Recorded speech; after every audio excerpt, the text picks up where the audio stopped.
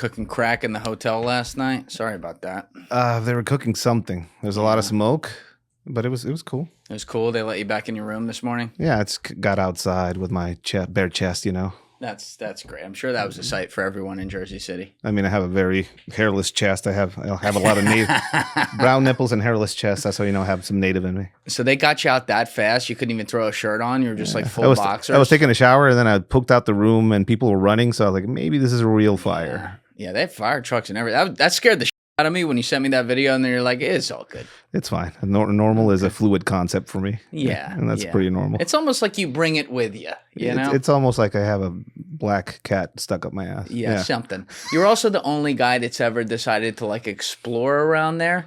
When I put people up at that hotel, everyone else just enjoys the hotel and they don't go down the street because there's a lot going on there. But you're like, I love this. It's like Tijuana. Let's go. It is. That part of Jersey is pretty Tijuana-like. I like it. Well, we like to be in the around here, as they say. But Ed, it's great to see you. We had a nice romantic morning together because the calendar was on Pacific time, so that was a nice surprise. Get you early. ADHD and all that, and brain damage. But I'm here. It's a beautiful day, right? Amazing. Like this is, again, for me, this is like an exotic space. Like I'm from Tijuana, you know. Oh, it's exotic around. Yeah, this is exotic to me. You know? That's a first. That's an exotic in New Jersey. Yeah, I'm from Tijuana, so all this is like fucking bougie and exotic. The Sopranos are around here. Like what? That's right. Yeah, I can take you by all those spots for sure. But you got a good day to see the full skyline, which my friend John Sear was weighing in on Instagram. He is wrong. The best view of New York is where I took you, not where he said. So, okay. Shout out John, but you know. All right. Anyway, but what have you been up to, man? It was obviously the last time you were here was a 6-hour odyssey. We did 2 episodes, 392 and 393, or 292 and 293. But obviously a lot's been going on since then. So you just been bouncing around Mexico?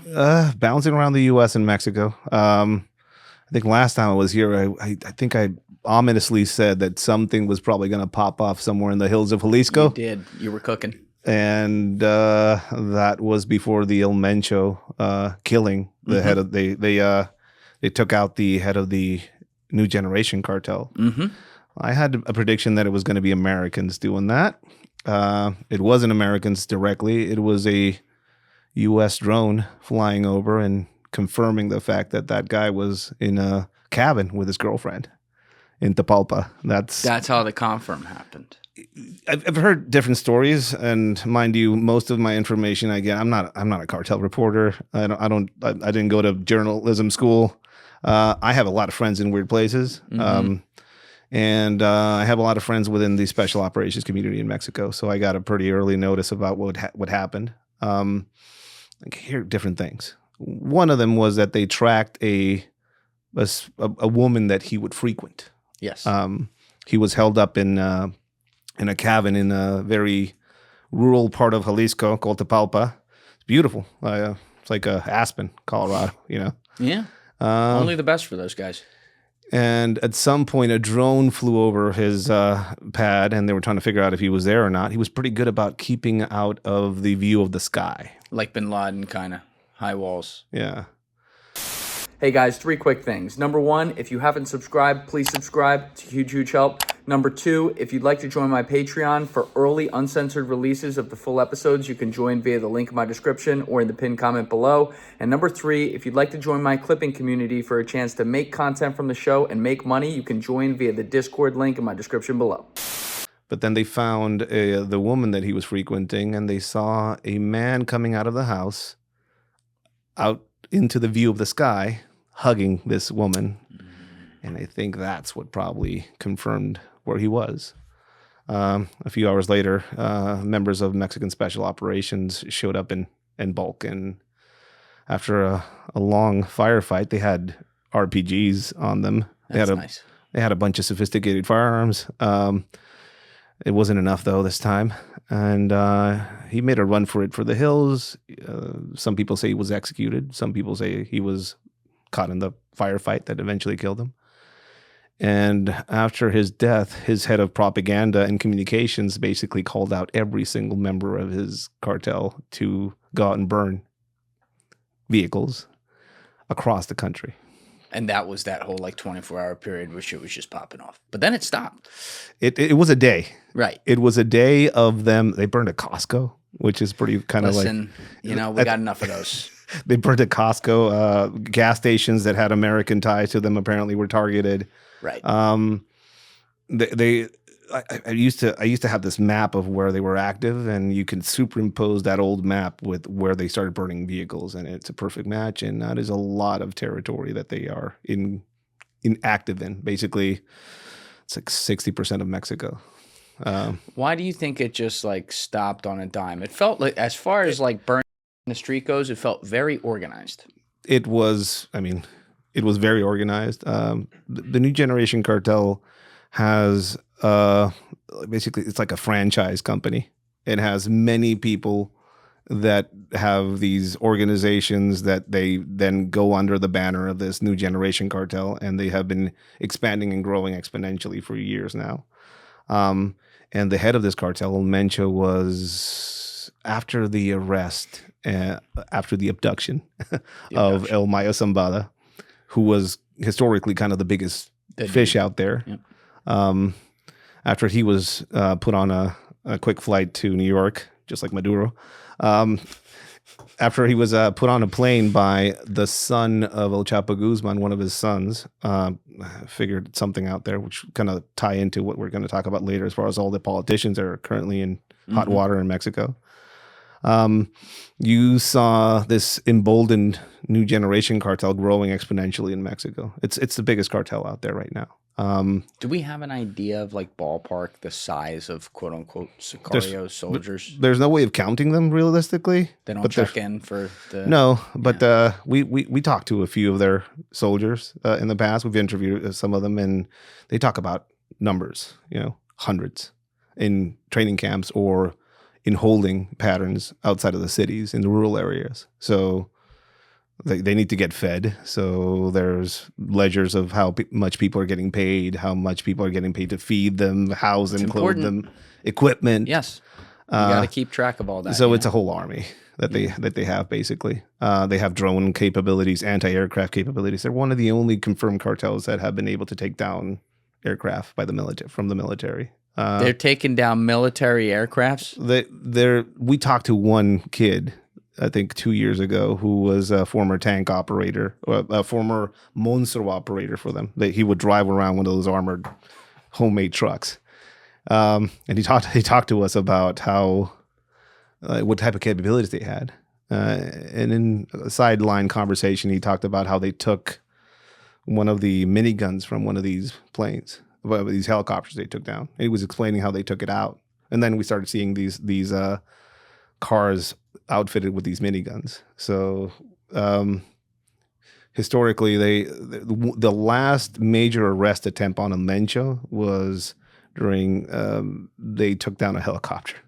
When was that? That was probably 6 years ago. That was the last attempt at trying to grab him, and that turned into a prolonged firefight.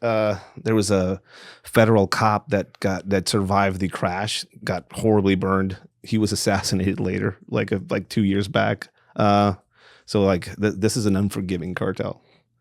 Clearly, they'll find you if you cross them.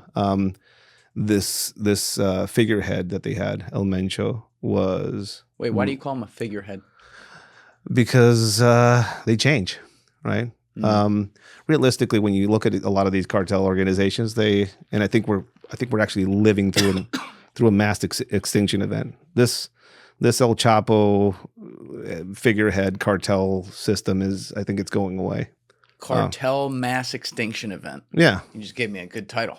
That's what's going on, probably. When you see the ways that both the U.S. is putting pressure on politicians that used to protect some of these people, to the ways that they make their money, and the ways that they have basically roots and family members up here in the States. And it's been it's like an open secret that the CIA has operated in Mexico for decades. We're seeing open activity by them now, yes, in a lot of ways, or at least they've been revealed in many places in Mexico, including 2 CIA agents dying after a massive drug laboratory was found. Where was that? I feel like Stefano told us about Yes, that. this is remembering that wrong. I'm forgetting the state. Someone. But by the way, I want to point this out because you brought this up. Deef got this while you were talking. The Jalisco New Generation Cartel gained international attention for the tactic of anti-aircraft, I think is what it is, right? In May 2015, during a coordinated offensive in Jalisco, CJNG operatives use a Russian-made rocket-propelled grenade. Yeah. Good stuff. They found more of those when they got out to them. Look, Russian stuff is premium. That's what if Russian my cartels stuff, have it, that's what I want them to have. Yeah, Russian Soviet bloc stuff. It keeps longer. The issue with an American-made RPG of some sort, or rocket launcher, or a man-pad, as they call them, the remote control guided stuff, is they have a shelf life. Expiration date, yeah. But not this Soviet stuff. You can store it, apparently. But you were, when I cut you off, you were citing like some of the CIA. There's a governess, Maru Campos. I'm blanking on the state right now. Apologies. But there was a massive drug bust, and 2 CIA agents died in a car crash, supposedly after this drug bust. Car crashes are commonly utilized as cover stories for the CIA as far as how people die. Hastings. We don't know if they were caught in a shootout or something of that nature, but there you go. Yeah, Mexican governor says she's being persecuted over a case of 2 CIA agents killed in drug lab raid. This is from May 27, 2026. Mexican governor of Chihuahua said Wednesday she was being persecuted by the country's ruling party over the case of 2 U.S. officials who died in April during an unauthorized drug raid in her state. Maria Eugenia Campos from the opposition National Action Party appeared for questioning at the Mexican General Prosecutor's Office in Mexico City regarding the April 19th incident. The 2 Americans killed in the crash were employees of the Central Intelligence Agency, Las Tres Letras. Las Tres Letras, yes. Yeah, multiple people familiar with the matter told CBS News. The CIA declined to comment. Outside the prosecutor's office, Campos said she was being persecuted with the entire weight of the state apparatus, while politicians from the ruling Morena party have absolute impunity. The issue is that she is from the Conservative Party. They don't like that. They don't like that. That's one issue. The other issue is I'm pretty. She's getting charged with treason at some point if they remove her political immunity. Getting charged with treason? It's a treasonous act, allowing foreign agents to act within your state. Oh, if she, okay. Yeah. If she so did that, yeah. I'm pretty sure that she didn't know what was going on. The CIA has a way of going into places like that, and basically through training and consultation, they probably went in through a state police agency into Mexico, and they started sharing information and consulting, and all of a sudden the state cops are working with the CIA. Something of that nature probably Meaning happened. she would have known that at some point. She probably would have known that later, but I don't think she was informed by it. But the issue is she's of the Conservative Party. Morena is not the Conservative Party, although it's full of ex-Conservative Party members. Because why is that? Morena is viewed by many people as a party of the left, but I was in politics for a while when I was during my career, and I recognize every single face that I see in Morena, a lot of them, as being former members of the Conservative Party because they jumped ship, because that's the ruling party right now. So they just switch allegiances. The CIA has been revealed to be operating both there, and there was a case of a cartel member, El Payín, a Sinaloa operative, that was apparently blown up in a weird way after leaving the AIFA airport in Mexico City. El Payín? El Payín. How do you spell that? Payín. El Payín. Dave's got it. Alleged Sinaloa cartel operator for Francisco El Payín Beltran was killed in late March when his Toyota pickup truck exploded from a car bomb on the Mexico-Pachuca highway just outside the AIFA airport on the outskirts of Mexico City. Stefano played this video. The official narrative by the government is that there was a grenade that they I pulled this pin on this grenade and exploded. I've thrown grenades before. Yeah. And that's not what a grenade does realistically. And also you can see the cone of explosion just going upwards and having this bubble almost effect on the car.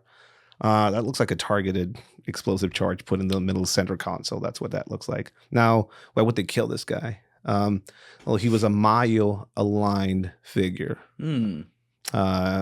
The Sinaloa cartel no longer exists as a cohesive structure. It's Los Mayos, or the sons of El Mayo Zambada, and the people aligned with him on one side, and Los Chapitos, or the Chapiza, as they call themselves, on the other side.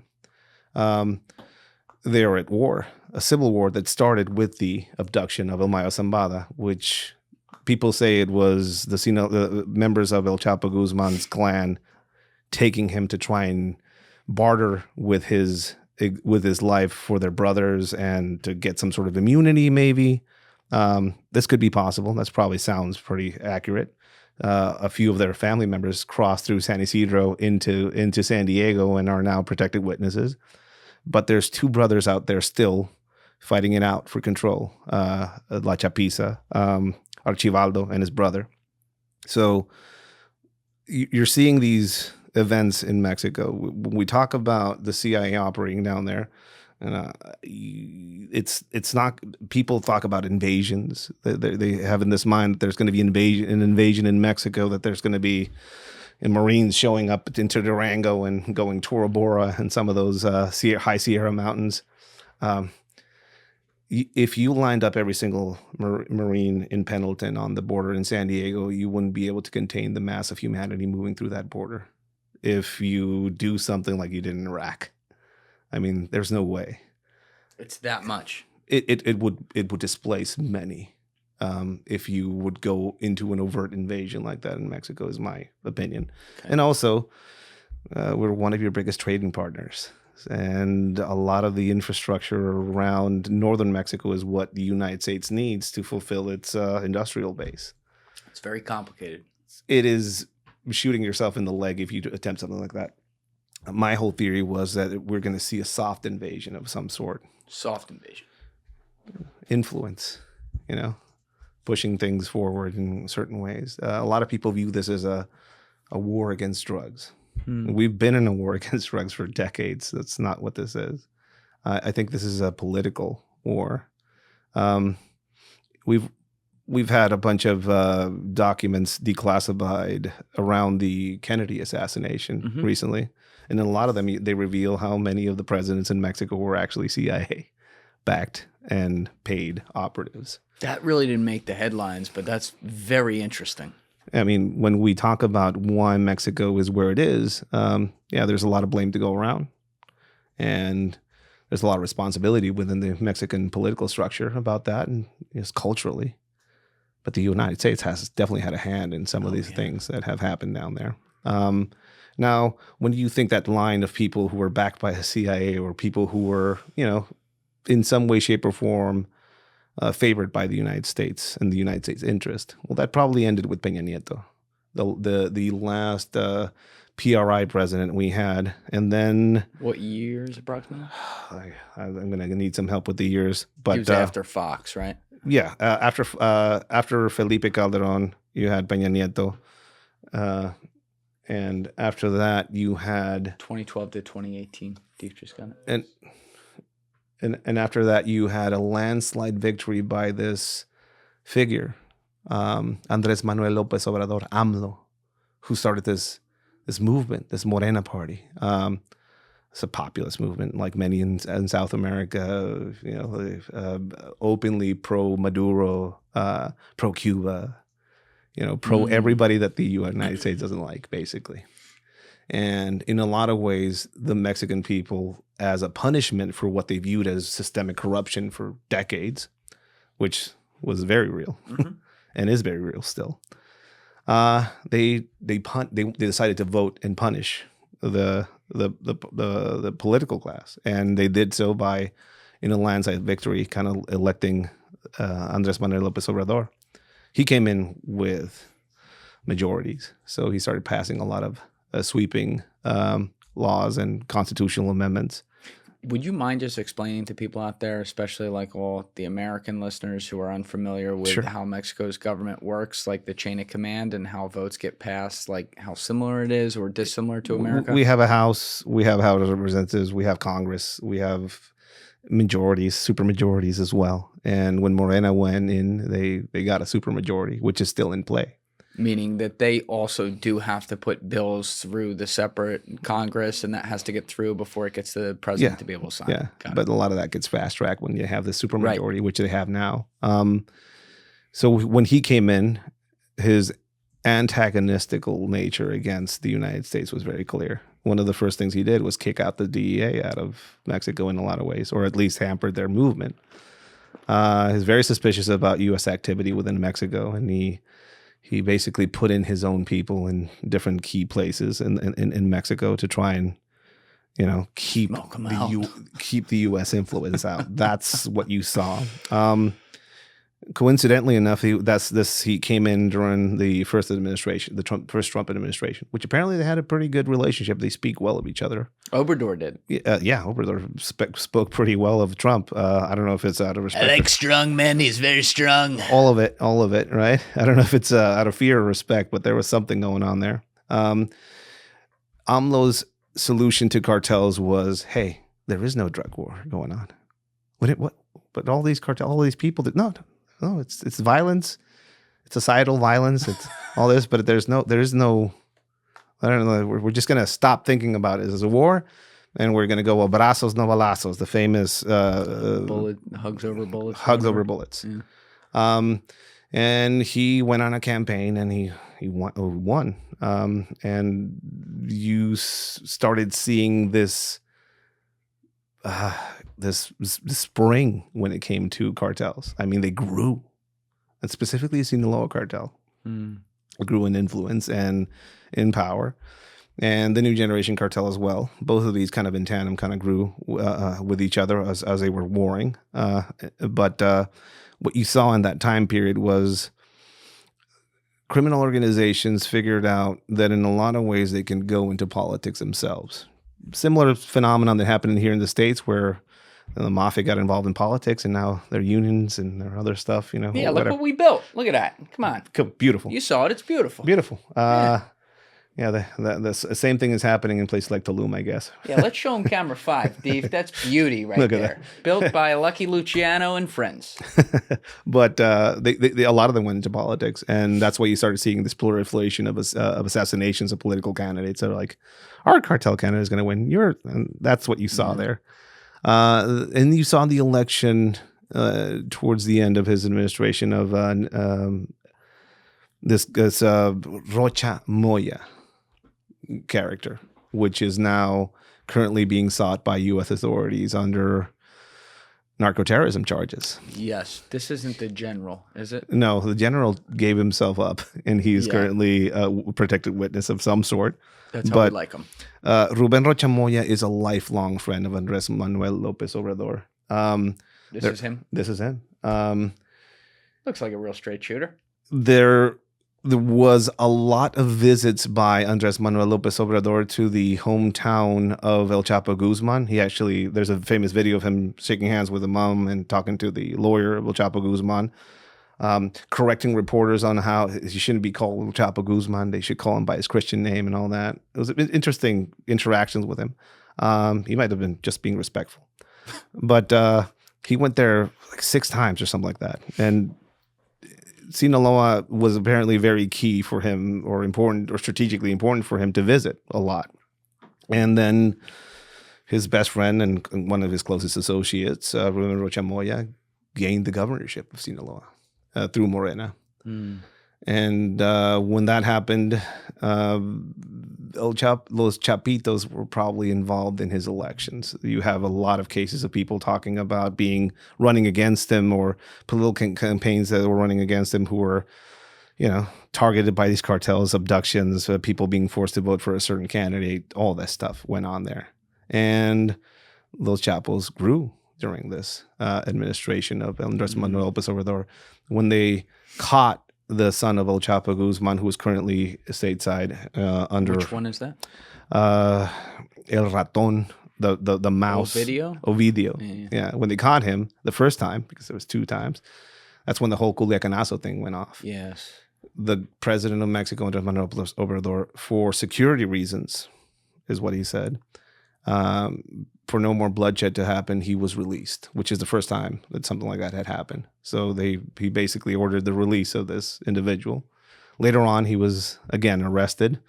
A few special forces operators died in his arrest. It was a pretty big firefight. They finally caught him, and the extradition was almost pretty expedited this time. Now, people look at that event and they wonder if he was, compromised or if he was working on behalf of one side or the other. There's no way of knowing realistically, but it was very suspicious. This new president comes in. His term ends. He's very loved. He's very loved in Mexico. Obrador. Very popular. He left with a very high approval rating. Still has a very high approval rating. He's like this figure in the background. He's come out publicly 2 or 3 times to defend the current president of Mexico and to speak about American interventionism in Mexico and how if he has to, he'll go and fight to defend Mexico. You know, this is the whole thing with him. He's a figurehead in a lot of ways, political figurehead, high level one. So I think what you're seeing now with the U.S. and how it's kind of trying to navigate this issue with Mexico is, number one, they realize that they don't have a real ally within Mexico as far as this issue. Because there's this feeling of, so the current administration under Claudia Sheinbaum had been supplying the Cubans with oil for a while, right? And that had to stop after the U.S. started putting pressure on Mexico to stop that. That was pre-Venezuela. Yeah. Yeah. And she was also importing a bunch of doctors that were working in Mexico from Cuba. There was a lot of... They're always spies. This is exactly what everybody just knows about them. So there's a lot of that going on. A lot of Russian uptake in people working for their embassy and stuff like that in Mexico. The embassy? Yeah, there's a lot of embassy workers, a lot of more Russian embassy workers now for some reason, which is something they talked about in Congress here in the U.S. I think a general talked about this a while back. But also the U.S. does the same thing. So it's like basically this intelligence front opened up in Mexico. It turned into that after this past administration. And this administration, things kind of went to where they are. I predicted the fact that Trump was going to probably designate them as terrorists. Yes. And when I did that, people were like kind of mocking me about that. That they don't fit the bill and everything like that. And now we're here. Now narco-terrorism is being utilized as a broadsword to do a lot of things. But so that's actually a great thing to bring up, Ed, because I've been wondering this, and I've asked everyone who's on the ground there has come through here since that designation happened about this. Like, what has tactically happened since then that's in line with us actually like treating them like terrorists? I mean, the military is being utilized directly in some of these drug interdiction operations in Mexico. We have overflying military drones of all kinds, boats sending up aircraft over Mexico. There's a lot of stuff going on. There's a lot of military. What did Sheinbaum say about this? She's like, "Oh, this is normal." Basically, this type. The head of security there was talking about. There was like a year ago, this past year, there was a drone flying over Durango, American drone, just like doing circles over Durango, and everybody has flight radar now, so they could. Some people can track some of this type of stuff. So they were like asking, like, "What's up with this drone?" Oh, it's a government drone by the U.S., but don't worry about it. It's fine. We know what they're doing here. It's like something civilian. Don't worry about it.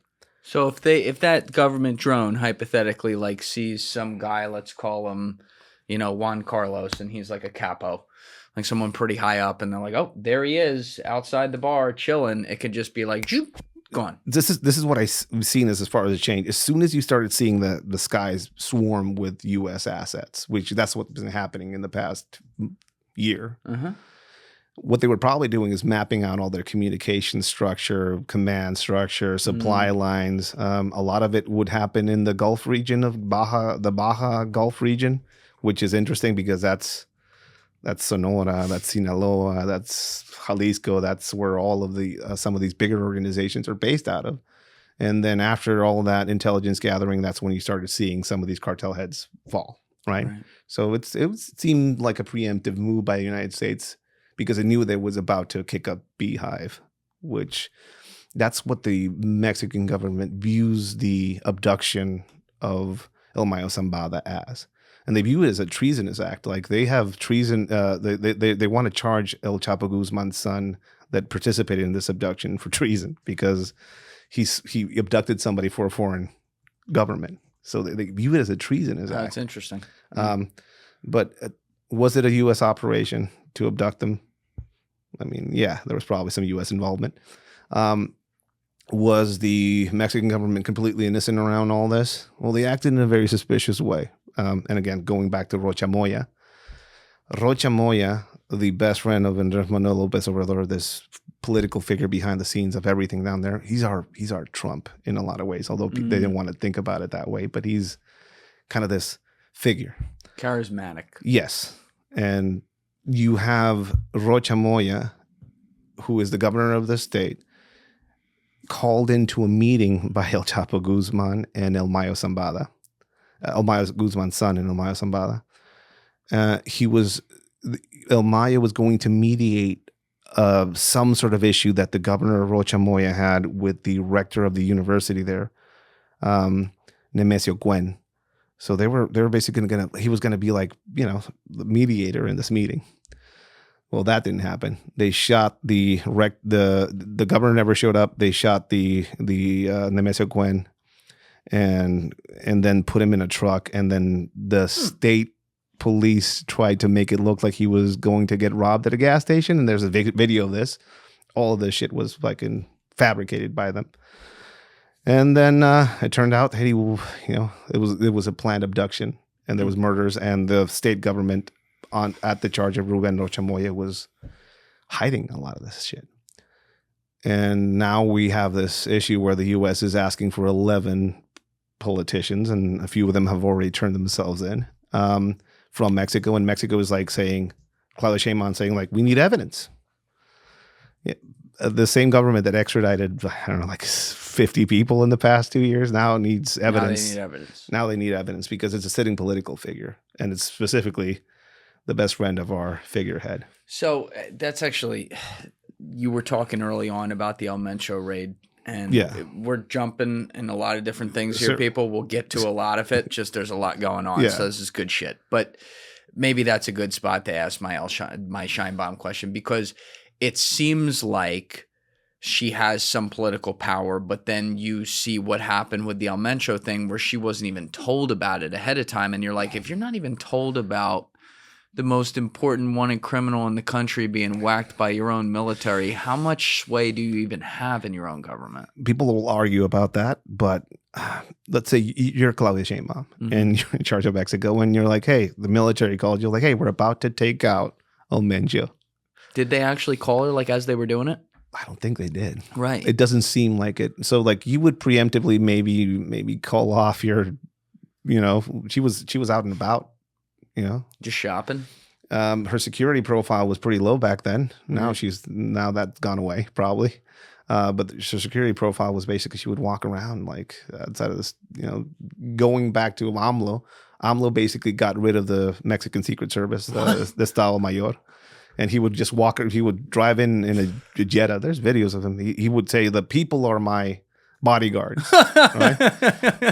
Balls, I guess. But that sounds like a man who's paid off. Claudia was trying to kind of do the same thing. But after this raid, something changed. She was out and about. There's rumors that she was like evacuated after the event into like on a military ship. That I think it probably turned out to be bullshit. But she seemed not. When you saw the mass unrest and burnings, and how no preparation was there. I mean, people were scrambling. People were off base. People were a lot of the federal police officers that died in that event were killed because they were ambushed by the cartel members looking for revenge, and they would just go after everybody. Right. So.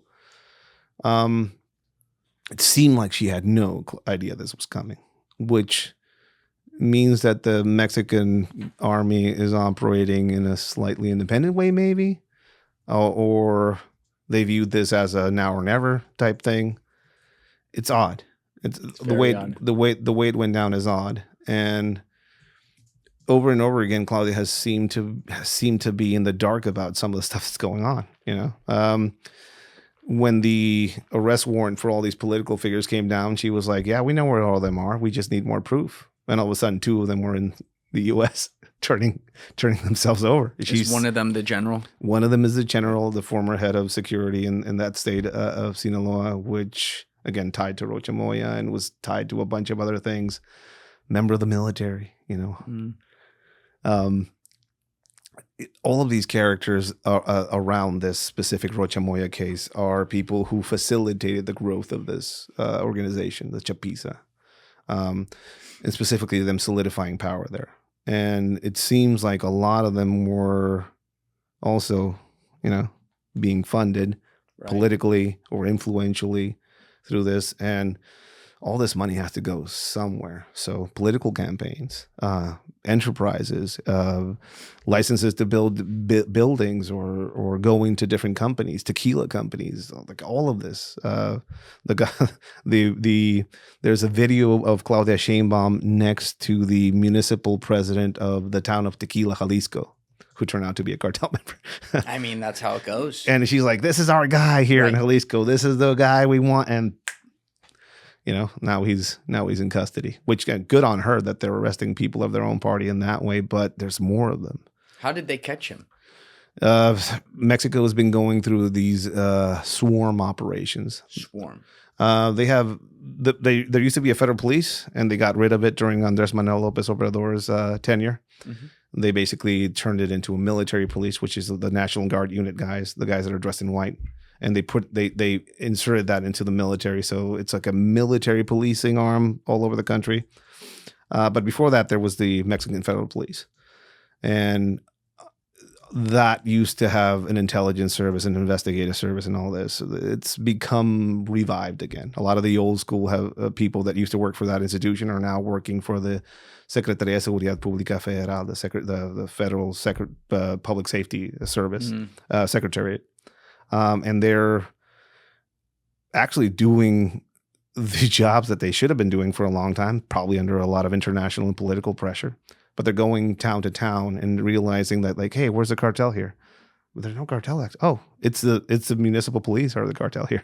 And the municipal president is the cartel guy here. So like they're going into towns like that and just arresting some of the mayors of these towns because they won through their connections and money to these cartels. And oddly enough, a lot of them are Morena party members. I mean, whether it's Morena or their opposition party or anything in between, isn't the story still pretty much just the same, that it's just whack-a-mole over and over again? Yeah. Like, all right, you got 5, well, 10 more sprouted up and we don't know about them yet. One thing I want people to just realize, we say Morena and we imagine that it's this socialist or like this leftist organization that just popped out of nowhere and all of its affiliates are like Leninist and communist or something. Like that's not the case. At the center of it, there were some people like that, but mostly it's people from other parties saying like, we're not winning in these elections anymore. Let's just flip sides. So you see people. Baja California is one of these examples. You see the governess of Baja. The husband got investigated for huachicol, which is basically fuel theft and a few other things. There's a lot of that going on now. Which is like, it's another thing that doesn't get talked about that much here in the U.S. There's currently a guy, there's a former admiral of the Mexican Navy in custody, and I think he's still in Argentina. Because that's where you go these days. It's an interesting country to be arrested in and caught. Right. Is all I'm going to say. Hey guys, if you haven't already subscribed, please hit that subscribe button. It's a huge, huge help. Thank you. Steve's pulling up the Jericho missile map again. las seis letras this time. So I hope people got that. He there was this, under the AMLO administration, there was a ginormous operation within the Mexican Navy to steal fuel and relabel it and move it around, and that somebody made bank. Somebody, who knows who, but somebody made bank. Somebody found out within the Marine administration. He got immediately, and then somebody else got shot at a training event somewhere. Right. And then this guy went on the run, and he's just arrested in he was just picked up in, out of all places, Argentina. And the Mexican governor, the Mexican president is asking for him to be, handed over so the investigation can continue. But this involves a lot of Morena directly active things, right? Deep just found this. This is what you were talking about. Mexican Navy Rear Admiral Fernando Farias Laguna was arrested in Buenos Aires, Argentina on an Interpol red notice. He is wanted in Mexico on organized crime and hydrocarbon trafficking charges related to a massive illegal fuel smuggling network. He is currently in custody pending extradition. He's accused of leading a maritime network known as Huachicol, sorry. It's fuel theft. Smuggled stolen fuel into Mexico, reportedly arranging for dozens of U.S.-based ships to deliver over 1.5 million liters of fuel weekly. Was this the Mormons? Is this that one? That's part of it. Yeah. So you guys like like goddamn you guys Mormons. like oils and drugs. You know, that's the two things, and these guys were involved in both of them. Another thing that doesn't get mentioned there is a lot of these Huachicol networks were actually utilized to also put weaponry into Mexico. A lot of the military grade stuff you're starting seeing in Mexico, and specifically some of the trading and stuff like that, are coming from people in some African countries are buying weapons legally in Europe through regular channels, signing them as a legal government purchase, and then putting them on a boat that then goes back to Mexico. So that's how That's how you want to see it, well, we're seeing drone warfare in Mexico carried out pretty sophisticatedly, and we're seeing a lot of these Ukrainian trained guys coming back and just killing it out there. The mercenaries over in the war. Yeah. You see Kat went and visited some of those guys? Oof. I can't believe how real that is. But it is a school, though. It is a university, and you're seeing elements of that university in Mexico now. You see stuff like this. That guy was directly involved in all this, and it's an interesting thing that they're not letting go, and it's an interesting place to run to, is all I'm going to say. That's all you're going to say. Yes, it's an interest. I wouldn't go to Argentina myself, but he did, and he was got there or handed himself in, whatever you want to call it. But it seems to be like everything that the United States is trying to do around not only Mexico, but like a lot of these countries out there that have these people who are openly antagonistical against the United States and its interest. This designation is being utilized, and like we were talking about offline, if you're somebody in a country like that and you're involved in anything anti-American, who are your friends? Who's going to finance you? Not BlackRock. Yeah, it's got to be like Cuba and places like that. It's not going to be BlackRock. It's going to be somebody that sells rock. Right. Yeah. So I think that's somebody figured that out, and that's the tool that's being utilized. You're seeing Claudia Sheinbaum right now in Mexico, basically in a stance of open hostility as far as anti-interventionism is the thing. We don't want the U.S. here. We don't want the U.S. to invade us. We can do it ourselves. And you just saw J.D. Vance and also Trump during the G7 event 2 days ago speak openly about the fact that, Claudia Sheinbaum is a great woman, but she's very afraid of the cartels who run that country. And J.D. Vance is saying, if they force us and lives are in danger, we're going to have to do military operations in Mexico. Trump is talking about the fact that the sea is already kind of sealed off. The what? The sea routes into the United States. The drug sea routes into the United States are already sealed off. They are. That's what he said, according to his numbers.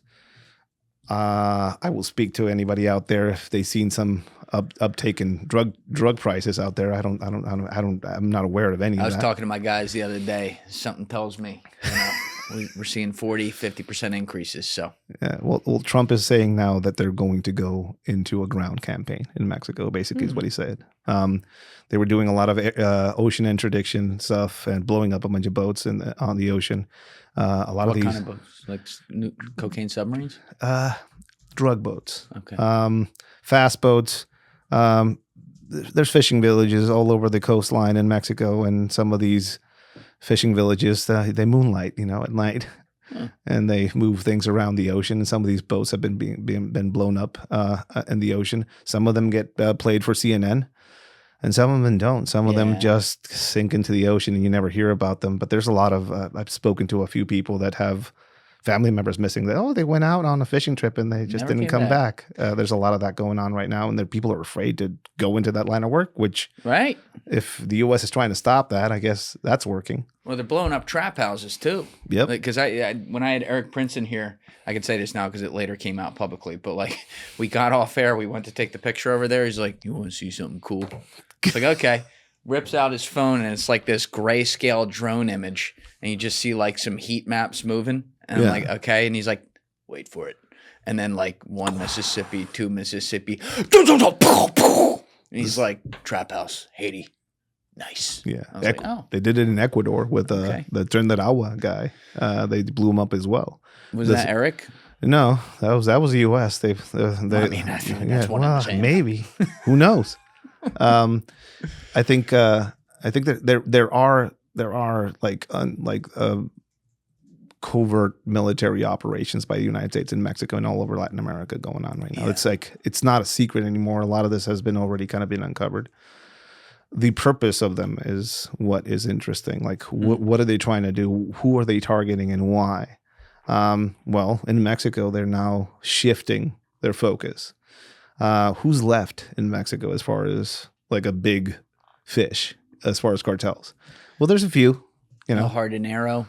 El Jardinero was arrested. Oh, he's gone. That's right. He's gone. He was just picked up. I really like that. No shots were fired. Pretty upsetting. He was apparently one of their best fighters, and also the head architect of the alliance between Los Chapitos and the New Generation Cartel. That's gone and over. The Chapitos are on the run. There's firefights going on in places like Cabo. Cabo. It's a stronghold for them. Don't go to Cabo, everyone. Jeff Nadeau warned you. There's a few things going on there. There's stuff going on in Sonora. There's stuff going on in the border between Baja and Sonora. There's movement across the northern part of the country right now as this thing's restructure. And right now there's a siege going on in Durango where all these the remnants of the Sinaloa cartel are going to have a stronghold there. El Guano, big cartel head, is hiding around there somewhere. El Guano. They got some hard names. It's I don't know how these. It's weird because some of them aren't flattering. Right. El Chapo means short. Like, if you were El Chapo, would you allow people to call you shorty? No, Probably but it sounds hard in America. Yeah, that's your customer base. I get it. It seems like we're moving into like siege warfare, and a lot of these bigger organizations are getting smaller and getting a little more localized. The age of the big cartel head and his like this Mencho figure and having all these, that's gone. I don't think it's going to last much long. You have Carlos Valencia Gonzalez, who el 03. He was the son-in-law of El Mencho. Is this the one that lives? He's an American. Yeah, he's an American. He lives in California. He's from Santa Ana, California. Yeah. He's an American. So an American is the head of the biggest cartel organization in Mexico right now. So it's American dream. So it's just like just people wrap their head around. He's from Santa Ana, California. He's the head of the New Generation Cartel now, according to a lot of people. And then you have, Archibaldo and his brother, the last remaining sons of El Chapo Guzman, who are basically on the run right now. The government is really going after them and if you're an outsider looking at that from the outside, you say like, why are they going after the Chapitos specifically and so hard? That's probably because they view them as collaborators for the Americans in a lot of ways because of what they did with El Mayo. So that's an interesting thing to kind of think about. I don't know if that's true or not, but that's an interesting way of thinking about it. They're pretty much on the run. A lot of That's so interesting though, because it's like on the one hand, Mexico and the government's like, please help us. And then on the other hand, but don't do it with a terrorist designation. But don't do it with the people that pay for our That's campaigns. Right. It's like a Game of Thrones in 6 different directions. Yeah. So there's not a lot of them left. And you see this shift that the United States has. And now the eye of Sauron is pointed at the politicians. The governor of Sonora under investigation. And the way you learn about some of these has been pretty interesting. I think the first one that this happened to was the governor of Baja. She was trying to cross over to California, and they told her visa was revoked. So that means that you are under investigation, apparently. Or they told her about it, and then they were like, "Hey, if you don't have anything to worry about, cross into San Diego." That was the way you could prove if the. So a lot of these politicians, basically, that's what they're getting notified that their visas are being revoked because they're under investigation.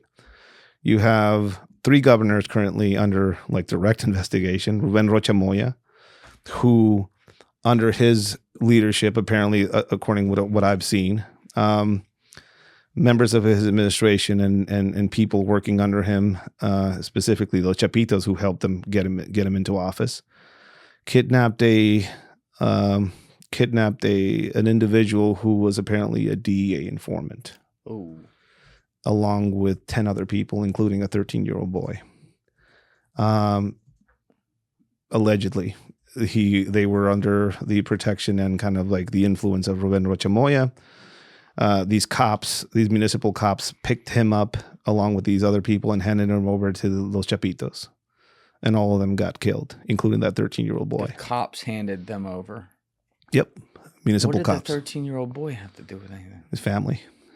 And they just killed the kid. I mean, I get it. We all listen to corridos and we all listen to romanticism and glorify some of the stuff. And I watch Netflix Mexico and they make him look so sexy and stuff like that. But some of these people there's a brutality to this. Did I ever tell you the carrot peeler story? No. So you and I were talking when we were walking earlier, and I told you to this day, one of the most bone-chilling things that ever got said in here was you, unknowingly last time. Because I remember we recorded on like Wednesday, March 13th. And halfway through the podcast, you start saying you're just on a tear, and you're like, "Are we going to talk about the CIA in Mexico? Are we going to talk about how they've bought off top 10 banks and top 10 bankers at those banks to flip them to do money laundering for cartel people?" And I'm looking at Alessi at the time, looking over, and I'm like, "Funny you say that." The literal knock from CIA that did that told that story in that very chair last week about how he did that.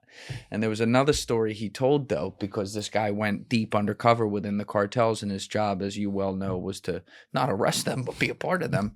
They took him downstairs to some warehouse, he was a money launderer, so not a gun guy, but the gun guys took him down to the basement of some warehouse, and there were a bunch of cartel dudes around a beaten up, bloodied guy who was, pleading, whatever. But on the table, the reason he was pleading is they had his 10-year-old son. And what they did is they all took turns with a carrot peeler to the son's face because the father had robbed something from the cartels, and he had to sit there and watch that. And you could see, there's times where people tell stories and you're like, I don't know about that. You could see it. This guy was pretty unshakable, Matt Hedger, but when he told that one, you could just see his mind. There was some sort of unwritten rules and stuff like that, and they did exist at some point, but that shit is gone. Years ago. I think the first time I heard anything of that nature was El Güero Palma, an associate of El Chapo Guzman. His wife was enamored by the sicario. I think it was Venezuelan or something like that, and his wife and 2 kids were abducted, and his kids were thrown over a bridge and videoed, and his wife's head was sent to him. And he went to the El Mayo Zambada and said, hey, can I return the favor? And here we are, The brutality I've seen out there is, that story about that kid, it's one in thousands. Do you think that's from, recruiting why can't I talk right now? Desensitization from, getting kids when they're 7, 8 years old and having them hold a rifle? The start of this brutality, I think, you could see elements of it in the 90s and 2000s, like the story I just told. Mm-hmm. But then you go into the phenomenon of the Zetas. Those are the ones we trained. The United States had a hand in a lot of them. The United States had a hand in some of their training. There's I've heard rumors. I've never been there, but I've heard rumors of pictures of them in some pretty interesting military bases in the United States. So School of the Americas being mentioned and how that has a history. School of the Americas? Yeah, it's like a university that the U.S. has for foreign military command to come and learn ways of figuring out their own countries. But foreign cartel command in this case. You know, the story goes that an army unit within the Mexican Special Forces deserted.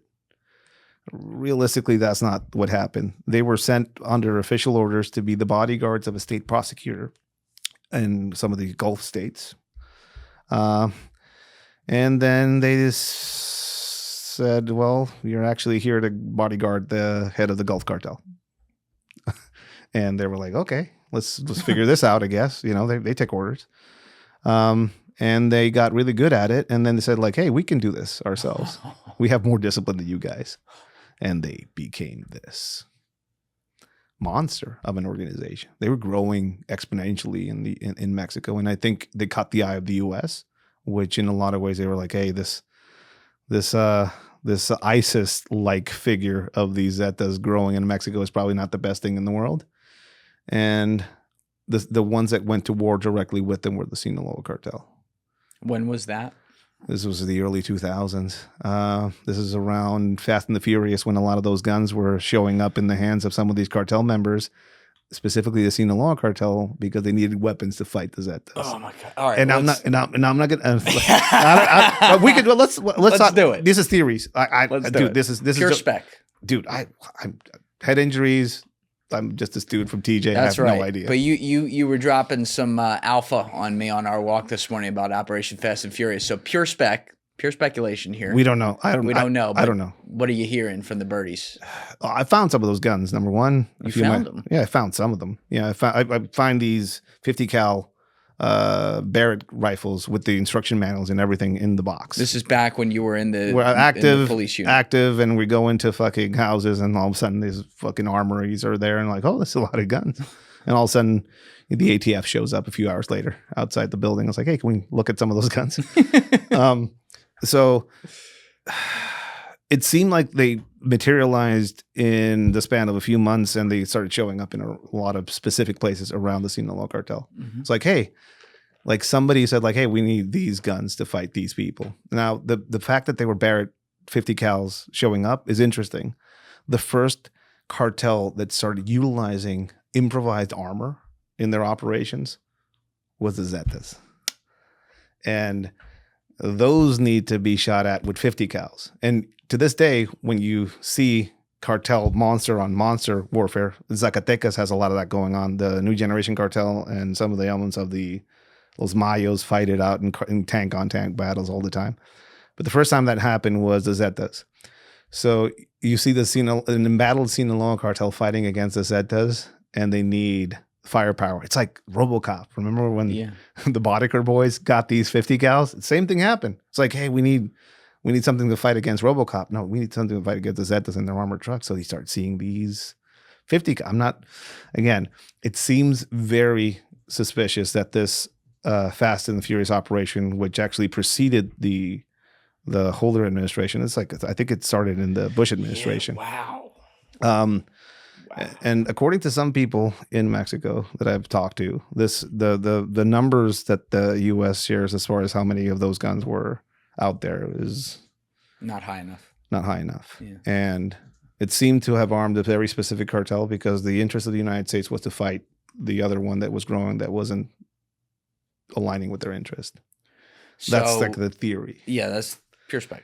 Of course. But what really struck me about that when you were bringing that up on our walk is that the fall guy would literally be the Attorney General of the United States, because it's like, yeah, that's better. That's like one of the highest offices in the land. Yeah. But whoever was like behind this and realized, well, this went bad, decided that was a better fucking whipping boy than whatever was actually causing it. And I'll ask you this question: you get caught, you're Holder, you know. Mm-hmm. And you just got caught letting thousands of firearms just cross the border. You lose your job or something, or maybe. But nothing happened. Nothing happened. Nothing happened later with other administrations as well. Mm-hmm. Again, so Dude, I raised a few $1,000s for the Ryan Terry Foundation. This agent that was killed with some of those guns, and God bless him and his family. But nobody speaks about some of the friends that I lost to some of those firearms because they're Mexican kids who nobody gives a fuck about.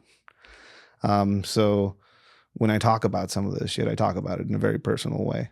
I was shot at with some of those guns as well. Mexicans, in like the Mexican culture and the people, when they talk about Mexican, when they think about or view U.S. intervention in Mexico, you'll hear several things. One, fear, because they've seen what an invasion looked like by the U.S. in Iraq and Afghanistan. They don't trust the U.S. completely, obviously. They shout about, why don't you just stop using drugs? You know, why didn't you just stop using drugs? Why are you sending all these guns down to Mexico? Is another argument you see a lot. And when the rhetoric goes into the political sphere, politicians in Mexico will say like, well, shut the flow of guns down to Mexico. Maybe that'll cut the violence and maybe stop arming some of these cartels, or stop training some of these people that then turn into cartel forces. And on the other end of it, you see the U.S. saying, well, we're going to fight the cartels and going to stop these drugs from coming over the border. And the issue is with Mexico and with the cartels and the politicians that protect the cartels. And there's a disconnect there of those two realities. And that's why a lot of people are very nervous in Mexico. And that's why a lot of people should be nervous up here in the United States, because anything that happens in Mexico will be felt here like nothing else you've ever had as far as a war. Mexico is one of the biggest trading partners with the United States. Yes. Overall, Mexican immigration is down to historic lows. Yeah, to America. Yeah. I posted a video of one of the crossings recently in Tecate, and you see a lot of people, but you don't see a lot of Mexicans. European, Arabic, North African is what you see. North African. A lot of Chinese. Now they still do the whole system where they go through like the Darien Gap and everything and all the way up? Yep, that's I think one of them one of those routes is still active, but a lot of them are just lying in with like normal into Mexico and then just dumping out all their paperwork and just crossing the border. The border security in places like TJ is up, but people are still crossing. You know, it's like I understand the up-end security, but all that does is raises prices for some of these smugglers. You see that's still going on, and that's a major source of money for some of these organizations that are working on the border. There is a disconnect between what the U.S. public sees in Mexico and what the Mexican public sees in the U.S. They're currently seeing the U.S. as a looming threat, just like the Ukrainians saw Russia before the invasion. That's what the sentiment in Mexico is like. Really? Politically, yes. In some places, some of the people talk about that type of stuff with fear. There was a drone attack in a place called Playas de Tijuana. It's right on the beach on the border with San Diego. The New Generation Cartel dropped a bunch of bomblets on a state prosecutor office. Everybody was afraid that, like, you would think that people were like, oh, the cartels are attacking. No, they were afraid that the U.S. was attacking. You know, that's the weird fear now. It's like in the back of people's minds. At the beginning, they thought it was the U.S. When you see this stuff on the news about them putting maybe a bomb in a cartel guy's car, or maybe being responsible for the abduction of El Mayo Zambada, which led to a ginormous war that has killed many people and displaced many people, and has I met this guy in San Diego. He was a highly traumatized dude. He was a business owner in Sinaloa. He was I can't say what exactly his business was. He wasn't a cartel guy. He was like a legitimate business. He's an engineer. His business was broken into by the cartel guys. They stole all of his trucks. And then they went to his house and ripped a safe out of his wall and took one of his sons. Took one of his sons. Yeah. Just to say, like, we're taking this son. Don't call the cops. We'll let him go later. So How just old don't, was the son? Like a probably kid? 10 years old or something like that. Did he get him back? Yeah. A few days later. What do you think he did after that? He took whatever they told him. He flew to Tijuana, paid a coyote, and he crossed into the United States. God damn, man. And that's that's an engineer business. It's an engineer owner. Business owner. Just like that bad. I gotta get them. I mean, I don't blame him. Fuck Get it. the fuck out. Leave. But that's one story of. Oh yeah. When the whole vehicle burning shit was going on across the country, I met After El Mencho. After El Mencho, I went down there I had to get a family member out of that area. The burnings had stopped, but there was fear in my family member, and they wanted to leave. So I just went down there and fucking tried to figure that out. I saw a truck, one of the trucks that were burned across the road, and there was a guy sitting on it. I went out and gave him some granolas and some water. Looked like he'd been there for a while. Turns out that was his whole business, this truck. That was his livelihood, And stories like that are abundant. But one of the biggest ones, I think, for me is it gets talked about, but I don't know why it doesn't horrify people that much. The industrial level method of some of these organizations of getting rid of people. Yeah, talk about this. This is crazy. When you go, and if anybody ever goes to Guadalajara, and right now, if you're out there for the World Cup, which I think is a bullshit event, and FIFA is a horrible, corrupt institution, whatever. We'll come back to that. Whatever. If anybody is out there for the World Cup, go down to downtown Guadalajara, and you'll see that they tore a lot of these fucking signs out. But it is like a zombie apocalypse movie where all the missing posters are of the peoples, like tapestried all around downtown. Thousands of kids, women and kids, a tapestry of missing persons' faces. You go there and you will lose count. I try to count them. Like, maybe there's a few repeat ones here. There are thousands of them. Kids. And a lot of them have the same story. Hey, I don't have a lot of opportunities here. Like I need to work. Call centers. I'll go to this call center is going to hire me, or this company is going to hire me. They show up there and they get, a screwdriver tossed in the middle of them. And like whoever survives, like Joker level shit, like whoever survives. Tryouts. Oh my God. Kids. This guy we interviewed, I went down there with Johnny Mitchell, and we interviewed this kid who was an Uber driver. An Uber driver. Yeah. And he got in a car wreck, and he didn't have any insurance. So he said, well, I'll have to get a side gig. And the side gig was meeting up with the New Generation Cartel, being recruited. He gets taken into a car at a bus station, driven into the mountains. But before he gets there, the cops stop them. The municipal police stop him, and they question all of them. They beat the shit out of them. And like, where are you going, really? Like, who are you with? Like, what are you really doing here? All this type of stuff. They wouldn't crack.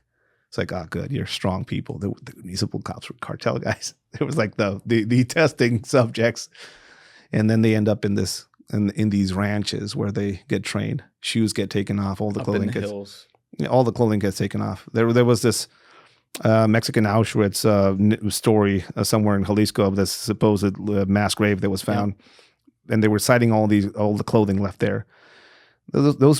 That clothing wasn't probably from all the bodies. That was probably from kids showing up there and getting all their shit stripped off because they don't want any trackers on anything. Yeah, I think Johnny was talking about that in episode 314. Yeah. So I think that was right after you guys had gone. Yeah, and it's brutal, man.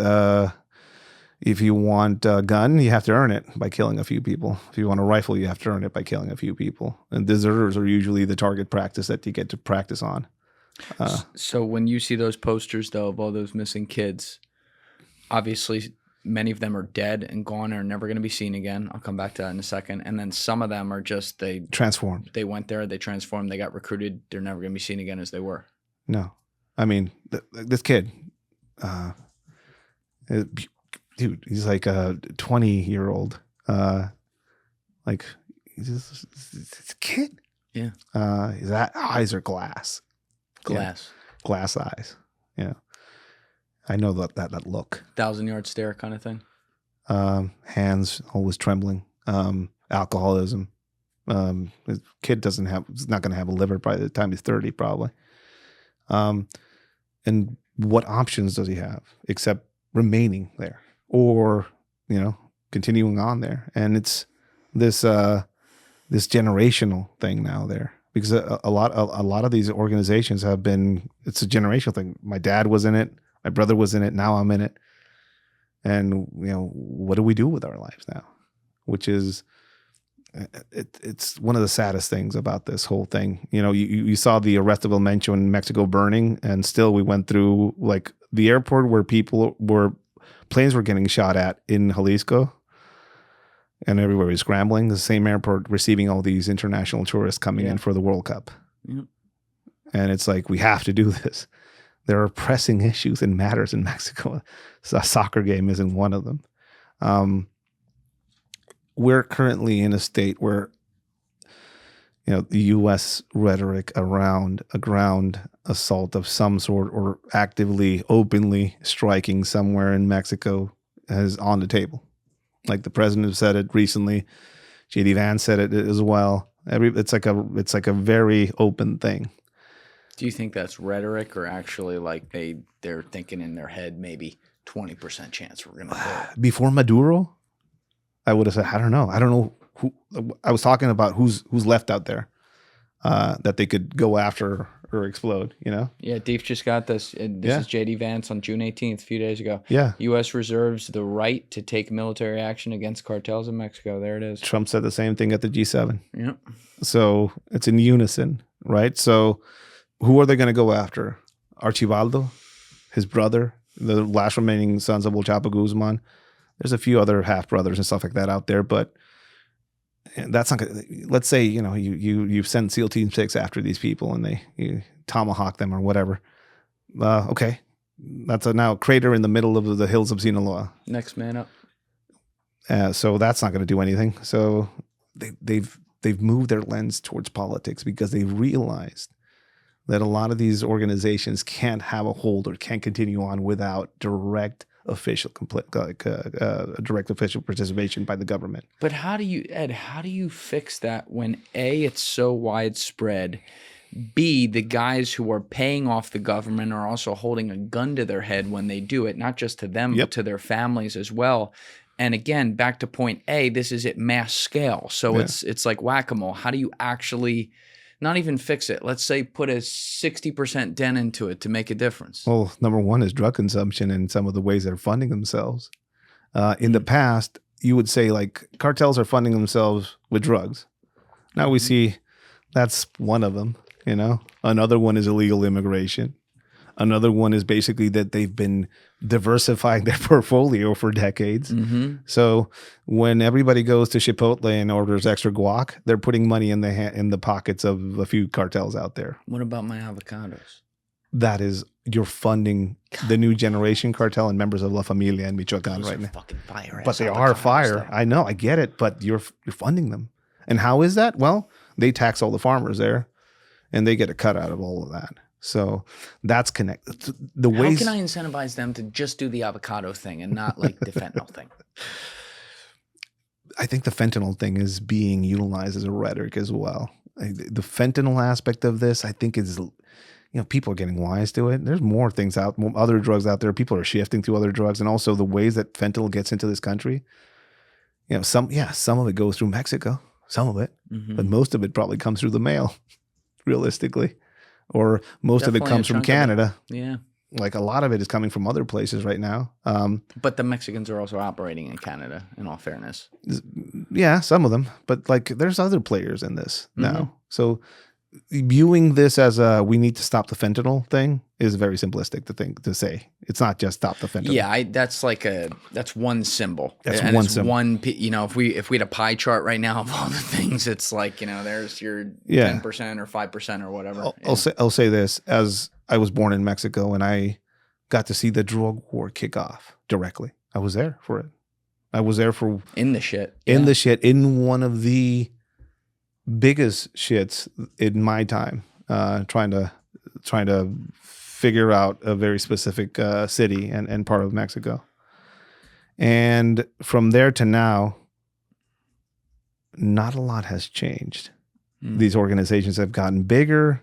These organizations have politicized, and now they're in politics.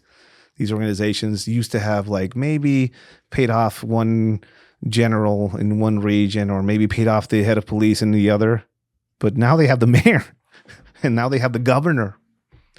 And you know what? They have those other positions that you don't think about on the ballot that are really fucking important too. Yeah. People that sign, regulatory shit. Yep. Things get passed like, oh, there's a hotel being built here in this National Reserve. How is that possible? Oh, if you protest against it, we'll send some people after you in the middle of the night. So that's where we are in Mexico, realistically. And there is a lot of blame to go around as far as how we got here. But right now, independently of the blame, on the U.S. side, there is a ginormous drug market, and organized crime is definitely here in the U.S. operating. Right? You have the biggest cartel in Mexico being run by an American. An American-born national. You have... How is that being allowed? That's what I don't understand. You have elements of his El Mencho's family being found to be living comfortably in Riverside, California. That's right. Enjoying their life there. May or may not be directly involved, but this is the thing. And you have these politicians who are involved in Morena, who used to be in other parties that did horrible job at trying to cut this cartel shit. So the rhetoric in Mexico is, we're not the same government as the past. No, you're the same. You're exactly the same people. So there's no the conservative party or the leftist party. All that shit is rhetoric. It is the political class in Mexico that has been compromised for decades now. And slowly but surely, they've been infiltrated, compromised, and they're very much now Siamese twins in a lot of ways with some of these criminal organizations. And yes, some of them are going away. Mm-hmm. Some of these figureheads are going away, but the U.S. is adamant about its hacking or figuring out how to cut this fentanyl problem from Mexico.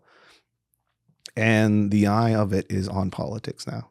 So like, we just, let's say Juan Carlos Valencia, El 03, the new generation cartel head, gets blown up maybe in the hillsides, although that's going to be an American. So that's going to be, I don't know if the military can blow up a U.S. citizen. I mean, they did it in 2011 with that fucking dude in Africa. So if anybody's going to do it again, it's probably going to be, yeah. This is going to be like, it's fine. Constitution be damned. Let's, he might be blown up somewhere. You have Los Chapitos still around. You have elements of Los Mayos, Mayo Flaco around.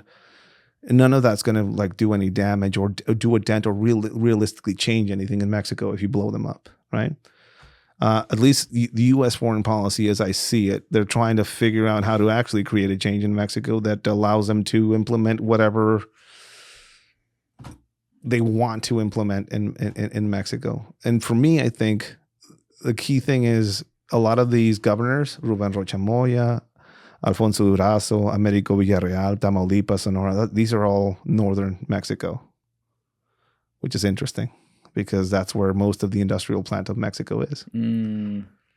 Yes, we could talk about resources, which, there's a shit ton of lithium in the north. We need that. The United States is in a hurry to figure out its industrial plant after China. I think that's what's going on. It's probably preparing for something. Something's coming. This Iranian war isn't going as well as people thought. I think they just closed the Strait of Hormuz back up. Yeah, don't speak for me. I knew it wasn't going to go well. So did everyone else out there listening. But at the White House. Las 6 letras. But I'm using that forever now. But now you have this. Now you have the U.S. in an interesting time, and specifically the administration in an interesting place. They need a win. They need a win. So what happened with Maduro? They flew in there with some strange Doritos in the sky and made a bunch of people boil from the inside out, maybe, or something. Yeah, can you explain this some more? You were telling me this on the walk. Again, my mind. I have no, I don't know. It's pure spec, Ed, but I have explain no what idea. your spec is. They probably flew over something that boiled people from the inside out, is what I think. Some sort of microwave. Like it took their bone marrow and basically made them really hot from the inside out, and then they go. And they just walked in and just took them. That's something like that probably happened there. We got a revelation of some sort of weird technology there. All of those Cuban mercenaries who were part of his bodyguarding unit all got put into little boxes and sent back to Cuba. So that's put into little boxes, like in pieces. I don't know. Like everybody, like they all showed up back in Cuba. There's a video of them getting like pulled out of a plane, and they're all in a little box. So if you can find that video, it's pretty interesting video. Yeah, Default get it. Yeah, like why did they decide to cremate all of them mysteriously for transport? I don't know. Maybe they don't have refrigerated planes. It's less space. I guess so, right? Well, the U.S. went in there and took Maduro on the most expensive Uber ride to New York. There they are. There it is. Yeah, let's play this. Maduro's bodyguards. Oh, look, at least they got like the official marching. Wow, those are little ash boxes. Yeah, no, some like North Korean looking shit right there too. I don't know. He's kicking a little low. He's gonna get fired. I don't know what technology they probably used, but they probably they unveiled something pretty interesting in that raid. And again, I think about this event, and I think about Mexico, and again, who is there that could. They took out Maduro. They took out Maduro. When they say took out, they took him out of Venezuela. And now, is the Venezuelan government changed? No, the Venezuelan government is still communist under Delcy Rodriguez, and they just have to listen to the United States on everything. And Ed, I don't know, you tell me, correct me if I'm wrong here, but one of the things I feared when this happened is that it would turn into this situation where now it's still a communist government, and the Venezuelan people who were very happy maybe a year or two down the line will start to see all these oligopolistic type, gringos come into town from America and say, we got 50% of your oil now, and their government's technically still communist, but it's just playing ball with the Americans, and they're going to suddenly be like, well, wait a minute, righteously so, this is our oil, what the fuck? Do you see it trending in that direction? It's exactly where we are. Yeah. They're after gold and oil. Yeah. They're after gold. Yeah, there's a lot of gold there, and there's reports of American armed personnel in one of their mining regions. A lot of the mining going on in Venezuela is run by these criminal organizations and gangs and stuff like that. They basically extract the gold and then sell it. And where? I don't remember exactly the region, but it's in Venezuela. And there's like the government, the Venezuelan government is going in there and now saying like, see, the U.S. and Venezuela joined forces to target gangs in key mining regions. It's from the Wall Street Journal. Yeah, the newly friendly government in Caracas is trying to lure American investment into its mineral rich. They want that gold. That's gold fever. Where to go with that? Everybody seen Leprechaun say yeah. So it's something Venezuela should be. That's like a blueprint. Blueprint.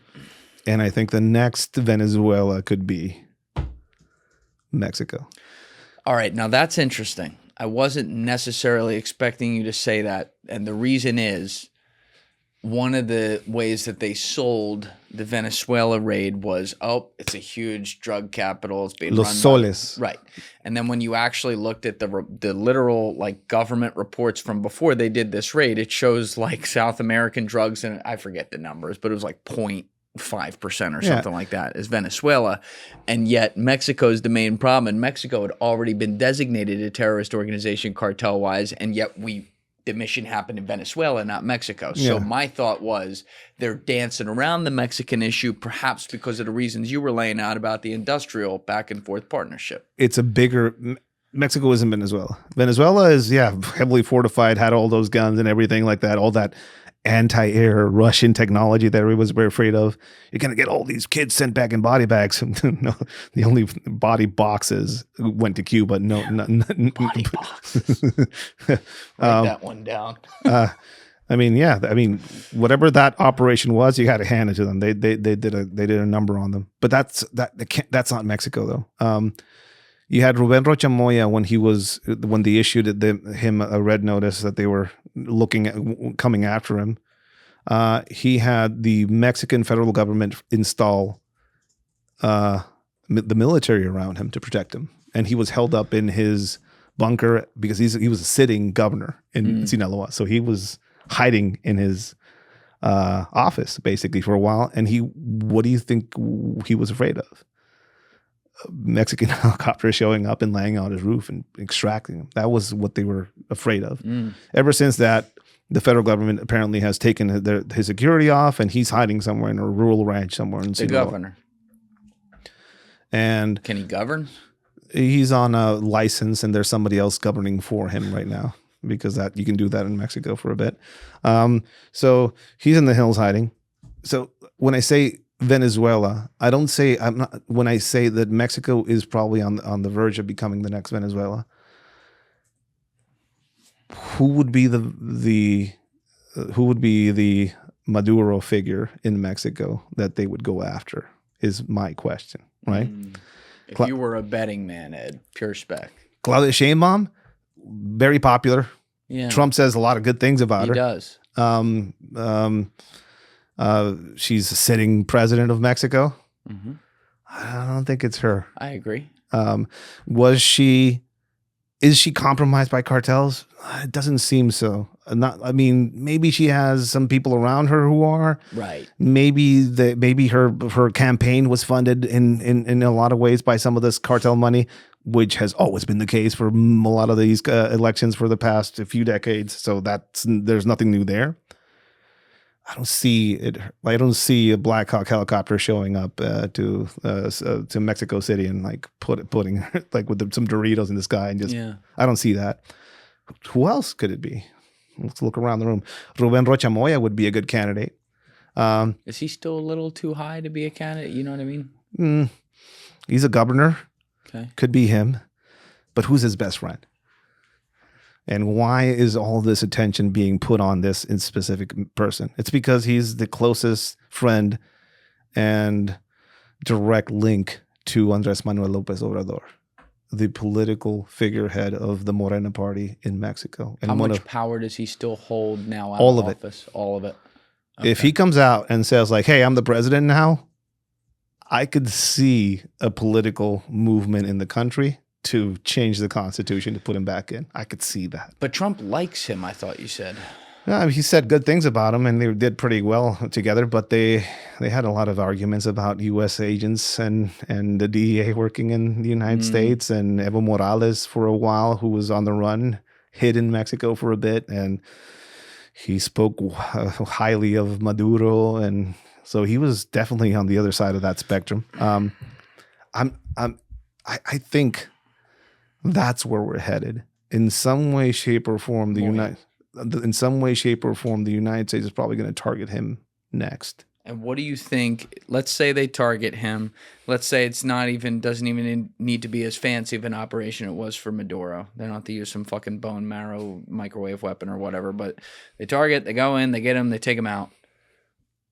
What does the aftermath of that look like from a U.S.-Mexico relationship standpoint? It's bad. Yeah. I think it's Sheinbaum has to act in some way, right? Either she separates herself from it and says like, hey, you know what? The U.S. was right about it, and we're going to do what Venezuela did, which is like, well, I guess he's gone. We're still going to continue on with our project. We're still going to be like communists and run shit, but let's just cut down all the anti-American talk. I think that could be it. Or this is the other possibility. The Mexican government and Morena fold, and they round up all of this list of politicians that are on that red notice. The 11. Well, there's 9 now because 2 of them, I think, 2 of them are gone. Right. But they round them all up and they put them on a plane. And the U.S. has this moment where they're pulling them out of the helicopter on that bay where Mangione was and Maduro, and they're like, I was showing you that this morning. That's cool, right? Like, yeah, it's a fucking cool. I got to show you something. That was a cool spot. Like I've seen it on TV. I've never seen it. You know, Cash Patel is going to be out there in his custom Air Forces with him, right? Yeah. Saying he did it. Yeah. But just imagine this moment. I think that's what this administration is looking for. Like a clear point in victory. Like, hey, this cartel thing, it's went all the way up and all this, now it's in the politics. Now this is a clear victory. Like this is like all these corrupt Mexican politicians were handed over by the Mexican government. And now the Mexican government, federal government behind Claudia Sheinbaum legitimizes itself in the eyes of the United States. And like, that's all we wanted. Thank you. Now we're going to play ball, allow us to aid you in this cartel war, and really create a mass extinction event with these criminal organizations. It's either one or the other, I think, is what might happen. I could see that.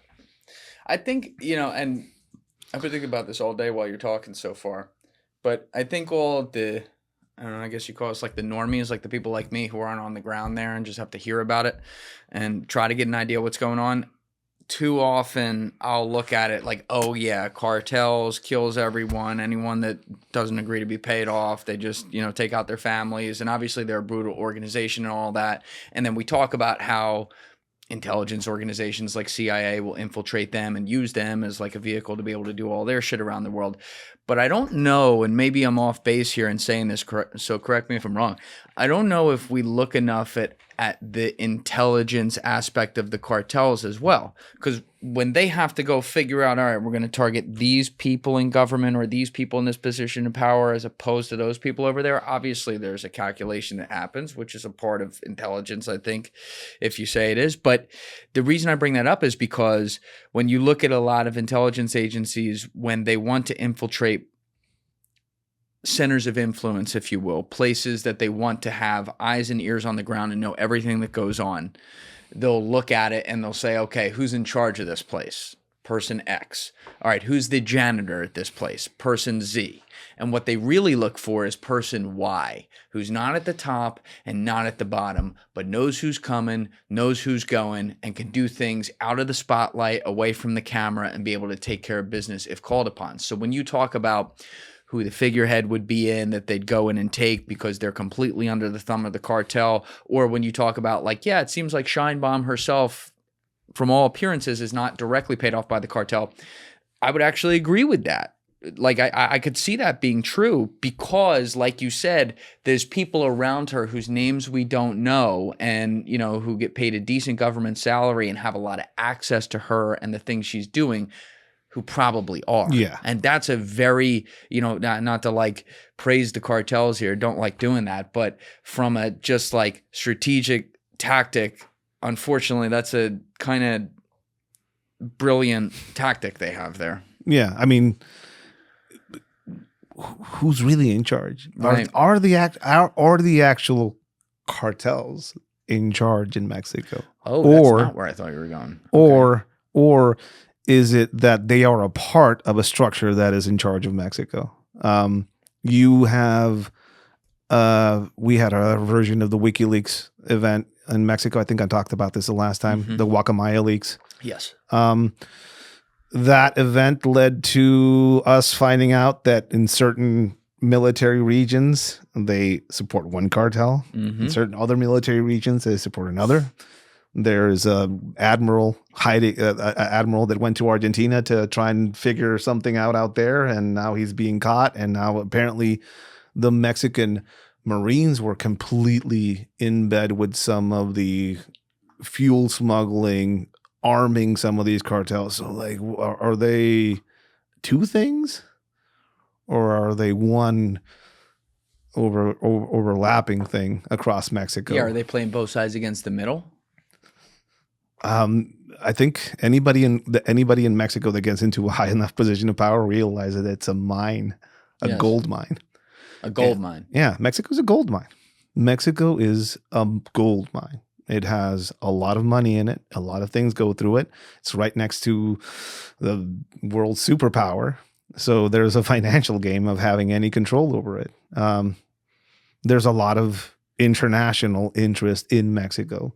You had Trump coming into office. You had the Chinese come into Mexico under Andres Manuel López Obrador.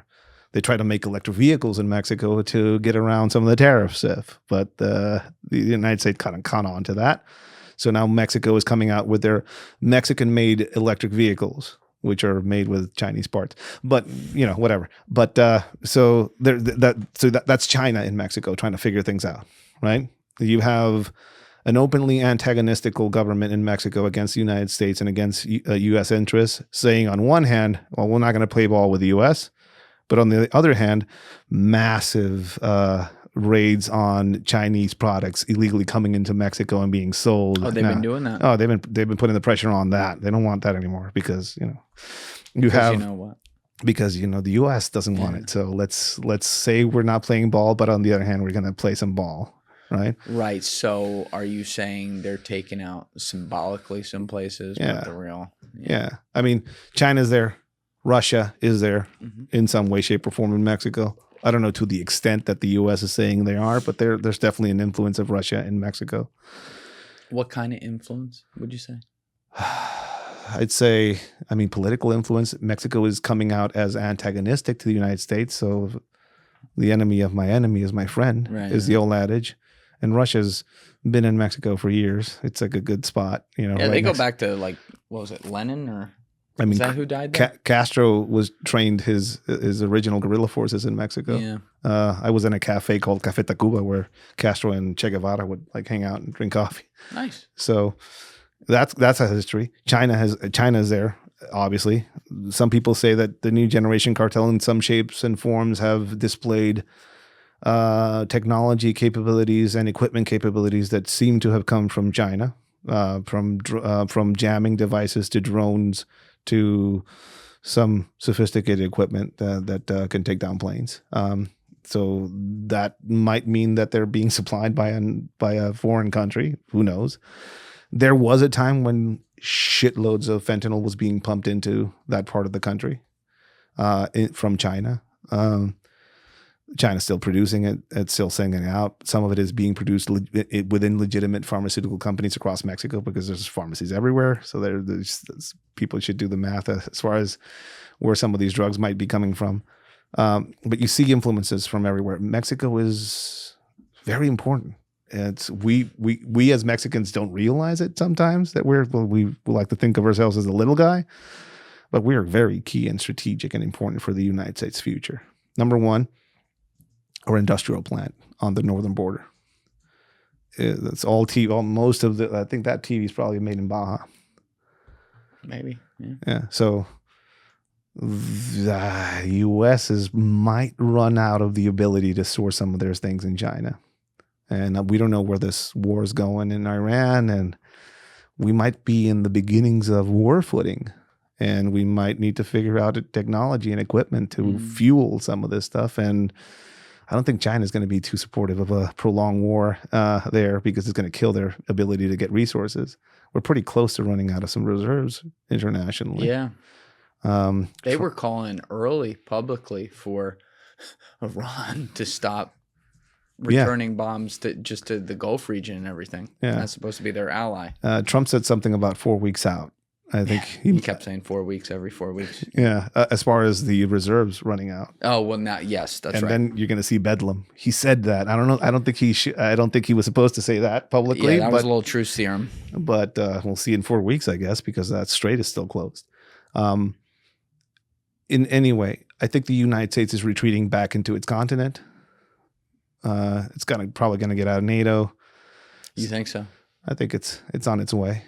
So you see Trump and the U.S. as a whole, because this is not about Trump. This is like the United States interest are looking at the continent.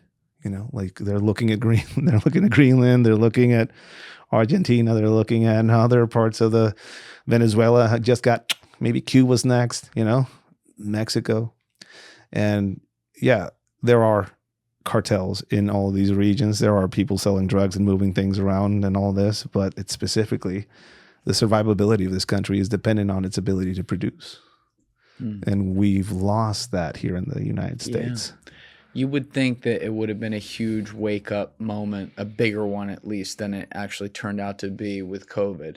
Yeah. when suddenly the whole supply chain got shut down and you had to have this whole, basically like a lot of business had huge businesses, not the smaller ones. They got really fucked, but the bigger ones would have to come in and basically like subsidize creating things here we had never thought about doing.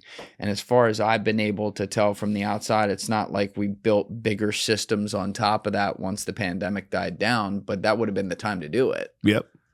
I think what the U.S. sees in Mexico is an issue that they can't really depend on it being able to police itself.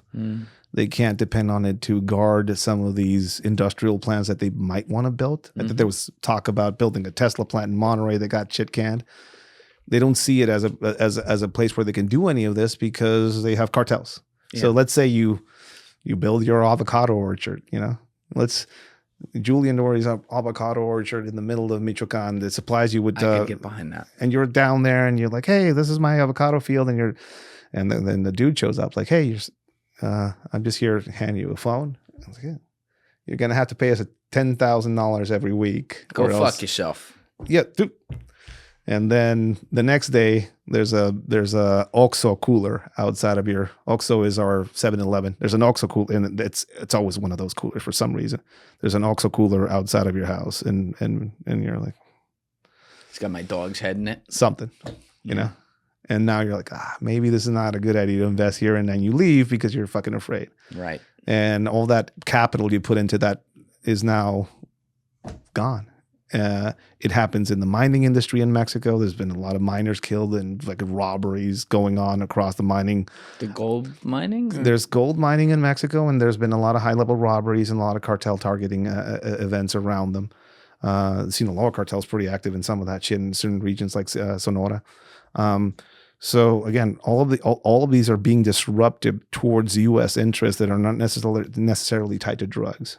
They're necessarily tied to U.S. economic interests and growth and an industrial plant. Yes, and resources as well. I don't know, like people like to talk about the oil in Mexico. There's oil there, but the U.S. has way more of it. Right. But there are the draw. It's lithium, it's land. And also realistically, think about it. The American dream is no longer in America. It's in Mexico. Go to Tijuana. Why are they coming here? Go to Tijuana. Go to Tijuana and you'll see all of these Hong Kong level sky rises coming up all over the place because it's filled with Americans that don't want to live in the United States because it's too expensive. Interesting. And a lot of these people are retiring not to Florida. They're going to Mexico. Mexico City is full. Tulum, ruined. The gringos ruined Tulum. It's ruined? It sucks. I don't want Now, like, so for people that go down there for a 1-week vacation and stuff, is that a safe place these days? It's safe. I wouldn't go there. You still wouldn't go? It's safe. You're on it's just, team they do. I'd rather go somewhere else. Mulegé. Go to Mulegé. Go San Felipe. It's a way bit cooler. Johnny Mitchell and Nadeau like disagree on this. Johnny Mitchell's like, I go down all the time. It's fine. Nadew's like, I'm never fucking going to Mexico. It's not about the safety aspect of it, and also Johnny. He's a former criminal, so I've seen him operate. He can swim. He swims. I feel like he can talk his way around. Dude, he's a giant white guy, and somehow he always blends in. Yeah. Right? Dude, don't play basketball with that guy. He's nice. He's a good player. Really? Yeah. I know he's tall as fuck. I didn't take him for a baller, though. Yeah, he's funny, too. He is a funny motherfucker. I broke into his room once in a hotel in You broke into his room? Yeah, he's like, hey, what do you do for a living? It's like, I teach people how to get in and out of places. And he didn't believe me, so I cloned one of his key cards and opened his door. Oh, that's awesome. You cloned the key card. Yeah. How'd you do that? Magician doesn't give his tricks? It's just a small device that we 3D print somewhere and make and build. Oh, you like in your back pocket? You got a 3D printer? Yeah, there's like a little device that we. So when did the CIA hire you? Was that like 20? Did they get you at the beginning? That's a pretty cool question. A lot of people say that I'm a CIA at tres letras. Right. What about the seis letras? Maybe. No. So they contracted you? None of that. I was trained by Americans. I was trained by Americans at the beginning of my career. I wasn't trained by the U.S. military. I was trained by the Department of the Navy. Yeah. Also not reassuring, And then a lot of the stuff they showed me was specifically related to urban warfare. That's what I learned from the U.S. Could you break that down a little bit if you don't mind? When I got started in 2004, I didn't know anything about, realistically, I went through a police academy, and I thought I was going to go do community policing. And then I got handed an assault rifle and got in the back of a truck with a bunch of special forces guys. Communities need assault rifles too. Yeah. And then they quickly realized that we were not equipped to any of that. And they went around trying to figure out training for us. The Las Seis Letras showed up, and some people, we did get Israeli training. Some of us did get Israeli training. Israelis came and trained us. Some of us were put on FBI background checks. They got all of our shit checked out. And then some of us who were bilingual went to where the Top Gun school is, that naval yard where the Top Gun school is in Coronado in San Diego. Top Gun school? Yeah. I mean, I always think of like SEAL training and everything. The Top Gun school is right next to the Navy yard, and that's where part of our training went on. And then they've got it. The real life Top Gun school, officially known as the United States Navy Strike Fighter Tactics Instructor Program, that's a long fucking name, is located at Naval Air Station Fallon in Fallon, Nevada. No. It's a different one? There's one in Coronado. Oh, yeah. It says the program moved from its original location at NAS Miramar in San Diego. So it was there. When I was there, I used to see these MiGs, these fake MiGs flying out of there. Yeah, like Russian MiGs flying out of there. It was pretty cool. I think DARPA's at a place like that. Probably. Too. Yeah. I don't know. Well, they showed us some shit. I got to meet some cool SEALs. And yes, probably some of that was probably some sort of orchestration by the United States to have an influence in Mexico. Probably, I was never on a payroll. I never got to sign anything. That's what I would say too. That probably went. Well, that probably went on higher. Like my bosses, me. I have no idea. All I know is that money goes up and shit comes down, and I got all of this shit. So you're like the cop in the town. Yeah, well, I didn't. I wish I could tell you I looked the other way mostly, but I did. I did 12 years of it, and people who were around for it and know who I work with and what we did. Yeah. I came out of that shit fucking wrecked. Yeah. Seriously though, jokes aside, like you talked about that a lot last time, and like what that whole process was, because like when we think of, I won't even say community policing, but like, high level police forces in America, maybe even like SWAT teams and stuff like that, there's still like a standard idea to it. What you guys were doing was you're basically going into minefields where you don't even know if the people you're going to talk to who are supposed to be reporting to you from another part of the government or whatever are working for the fucking cartels or not. It's just like... Or working for interests that are way higher than any of us, And again, Fast and the Furious is an example of it. If I was a member of the Tres Letras, why would I be speaking about some of this shit in such a horrible way? Well, because it affected me directly. I lost friends. I got to see some of those guns maim children. One of my friends was shot outside of his house. They killed him and his wife, and his daughter lost an arm. An FN57 pistol with high velocity rounds was shot at him by these two sicarios. Kids, probably 18, 19.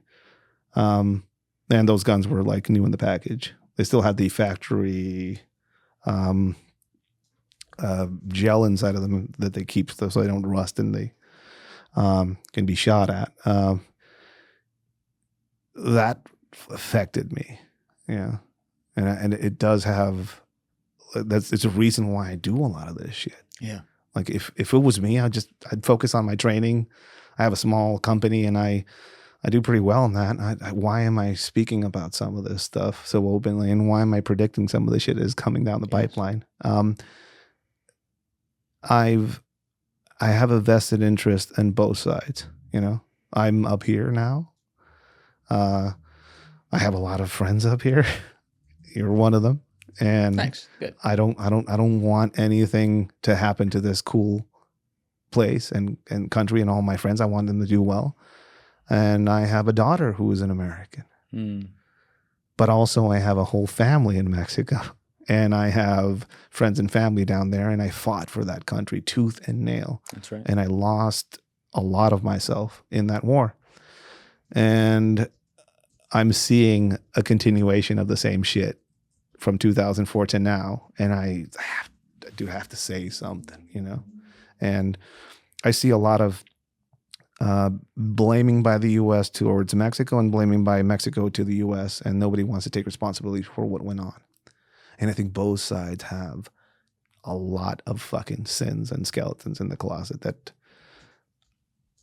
where we are now, though, I don't know if it even matters if they get revealed. Anthony Fauci basically is now being outed as the one that fucking produced COVID in a laboratory somewhere in fucking China. That's out now. The head of intelligence just said that before she fucking said bye. So it's crazy. He's pardoned, though. He got a pardon. So dating back to 2014, I believe. How many people died because of that? So if nothing happens there was a whole island of stuff happening here. And you were telling me earlier, and it's scary to hear it, but it's also like some of it feels very inarguable, where you're saying like you told me, I've watched a banana republic happen, and now I'm looking here and I'm like, this is how it goes. This is how it goes. Like, how do you turn a country into a banana republic? Institutions get fucked. Cancel the police. Fuck the police. They're horrible. You don't want to go up to be a cop. I lived through some of that. A lot of that. So, the sins get bigger and bigger, and the outings get larger and larger. But nobody. There's no accountability for a certain class of people, and there's no options. No options. Yeah, it's like, who are you going to vote for in the next elections? Right. Yeah. Like who are our possible candidates for this next U.S. elections? Yeah. I was having a conversation with my friend Will Toms, who runs Rec Philly down in Philadelphia. He does a great job there, but he was like, he's really smart guy and like big community guy, and like focus on what you can change right in front of you. But naturally he's thinking about like the bigger picture here of how do we fix like this system that feels rotted at the top. And I like to be an optimist, and I like to say things can be fixed, and maybe it just takes a really long time. But once I was like laying out each thing when he would ask me questions about some of the people I talked to, and each layer that would need to be corrected to get this back to some semblance of like what the guys in 1776 envisioned this to be, even I was like, God damn, that's a 50-year project, and 47 million things have to go right just to get 50% of the way there. And I do not like to be a downer. I don't love being a cynic, but some of it feels a little far gone. Like, how do you get money out of politics? Good luck. How do you Super PACs? Yeah, but exactly. Like, how do you take away incentives when the people who have to vote on taking away the incentives by the hundreds, by the way, are people who are incentivized to not vote on taking away the incentives? Shout out to my friend Eddie Gallagher speaking about this, but he made a pretty solid point online. He was talking about this SF guy who was being prosecuted because he made a bet online around the Maduro arrest. And he says like, yeah, that sounds like insider trading, which a lot of our politicians do, and nobody says anything about that. Like, what is this double standard going on? Yes. You see that on one end. On my end, again, Banana Republic experience. You see members of the military that went through a generational war after 9/11. Seeing the exit of Afghanistan, and I was with some of them as we were seeing some of those planes taking off. They're crying. Yeah. The waste of life. Yeah. And like, that's very demoralizing, not only for the country, but for the youth recruitment is at an all-time low. A bunch of laws were changed recently about drafts, and people are nervous about that because that is definitely something I could see it out there. They're talking what it would be everyone below age like 29 or something, like 18 to 29. Yeah, I don't know if I'm right about that, so we should check that. Something like that. But a lot of things were like mysteriously, just started shifting. Mm-hmm. And what's going to happen when that goes on? And we saw elements of this. We with this Iran situation, like dissent from all the way in the top. Yes. Like some high level people said like, hey, I've been here before. I know where this goes. Can't be a part of this. And all along that, you have this global war going on, which people don't want to talk about the fact that we're probably in World War III already. You think we're already in it? Yeah. Via proxy war kind of deal? Yeah. I mean, I have a lot of friends who are fighting on that Ukrainian front. Oh, you have friends that are a part of that? Yep. We trained a few people that went over there and trained them. And then we started seeing a lot of information coming from there as far as like what they were seeing, some of the stuff that's going on right now, some of the latest and greatest augmentations in technology. Kind of my specialty right now, and what I do a lot of security consulting around is warfare, specifically non-state actors figuring shit out against bigger opponents. So at the start of this war, I'm like, oh, this is my bread and butter. So I sent some of my instructors out there, and we showed them from low means medical management, trench warfare, hand-to-hand stuff, and just like mindset things. How do you defend a city if you don't have a lot of military grade equipment? How to create barricades? How some of these cartel forces did their shit in Mexico. That influenced some of that going on over there. Right. And a lot of the drone pilots are pretty big fans of the brand that I have. There's a lot of these tattoos on some of those arms. These kids who are just smoking vape pens in rooms with these headsets and are just racking up kills. Yeah. You Racking can't. up the way you say that too. It's like a fucking. That's how these drones are changing everything. And it's also desensitizing you to war because it's not. You're seeing It's all on a these camera. Yeah.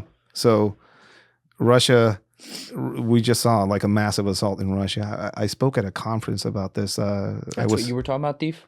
Is that the same thing? I'm not sure. You're talking about like they attacked that Russia Moscow. attacked the church and then they retaliated. Well, I spoke at a conference with like the head of cyber warfare for the army, and I went to this big conference, military conference, and my whole participation there was speaking about non-state actors and how cartels and groups and small groups are arming themselves with some of these drones. And basically the world introduced drones into warfare, and now everybody figured out like, oh, it's like a democracy now. Like all of us can fucking make drones. And I mean, the Iranians are doing a pretty good job holding off the United States with pretty cheap technology with some of these the drones. The Ukrainians are utilizing some of that technology against the Russians, and they're back engineering all these things. And a lot of that technology is coming to Mexico. And a lot of that is now available online. I mean, I learned how to 3D print a drone and figure out all the release mechanisms on a drone as far as dropping things from a drone. 3D print it? You can 3D print the body of a drone and just buy the components online and build your own drone. There's other scary things like programming math into a drone and having an AI in it and just having it find a face and all that. I had two of those guys in here this year run those companies. Yeah. So I think we're already in that World War III. And now what does Mexico have to do with all this? It's a front. It's another front. It's a front where countries that are not specifically aligned with the U.S.'s interest are trying to set a fire underneath the U.S.'s feet. And this is something the U.S. has realized, so it needs to get a hold and a control of Mexico is the thing that I think I've realized about some of the policies and how it's shifting towards Mexico. And if a lot of people think this is a Trump thing, this is a Trump administration thing, this is a U.S. thing. It's like across the line thing.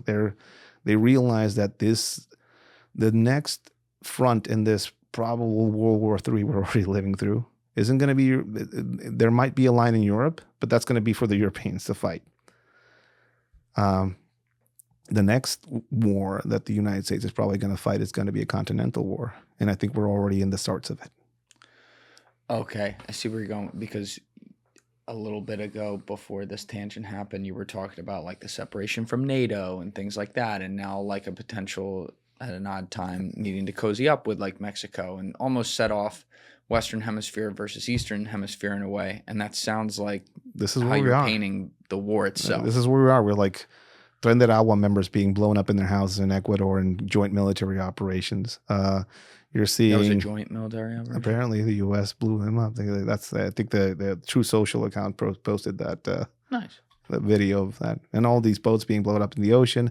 Venezuela was the first domino to fall. Cuba's on its way, probably. You think that's happening? I think the U.S. doesn't want to invest a lot into that, so they're going to wait for the people in there to basically give up and make some concessions and do like a Venezuela type, like, hey, we're going to give you this old 90-year-old brother of because I think that's he Castro. got. Yeah, Castro, and then they're all going to fall in line, and Mexico is probably part of that as well. How so? The people who are governing Mexico and all their interests and a lot of their political allegiance, specifically the person at that center, Andres Manuel López Obrador, is part of the change that they need to clear out of the way so the United States can fulfill its international security interests in the continent. They need to control. They need to go back to the way things were. And again, this is not me saying it. This is not a theory. This is not Alex Jones talking about whatever, although he was right about a shit ton of things. This is the fact that, the CIA had presidents in Mexico that they were backing and paying for decades. And all of a sudden, we have two of them in the past, two administrations that were clearly not CIA assets. Meaning Andres Manuel López Obrador and Claudia Sheinbaum are clearly not CIA-backed or supported assets, or at least not supportive of U.S. interest in the continent. Or that's what they want you to think. Or maybe that's what they want us to think, and they're doing a pretty good job of hiding it. But that's kind of their saving grace within the U.S. populace. These guys are clearly not U.S.-backed CIA people, so we're going to support them, is why they're so supported and popular. That's got the front that they built for themselves. But that's also the 500-pound elephant in the room here in every one of these conversations, because on the one hand, we're talking about Mexico being declared a terrorist, not Mexico, the cartels in Mexico being declared terrorist organizations, and the U.S. can now take all these odd actions because of that. We see the literal vice president and president coming out and talking about reserving the right to be able to take action in there when this is a high trading partner, and there's a lot of stakes that you've just laid out very beautifully. But at the same time, like the elephant in the room being, we all know that our bureaucracy, meaning the people that are there before presidents and still there after they leave for decades, and maybe not quite a century, but for decades, have been effectively moving the real chess pieces around on the board down there, including the very chess pieces that we're claiming to target and need to target with bombs now. You know what I mean? So it's like, it's a catch-22. Yeah. Yeah. I mean, I look at it, what is the purpose of some of these motions and movements? And I see a lot of emphasis on the northern part of the country. I see a lot of emphasis in governors that are governing in the areas where there would be strategic resource and industrial things that the United States might be interested in. And who is the person or the people behind all these interests and why they're moving towards that? That's something that is beyond me.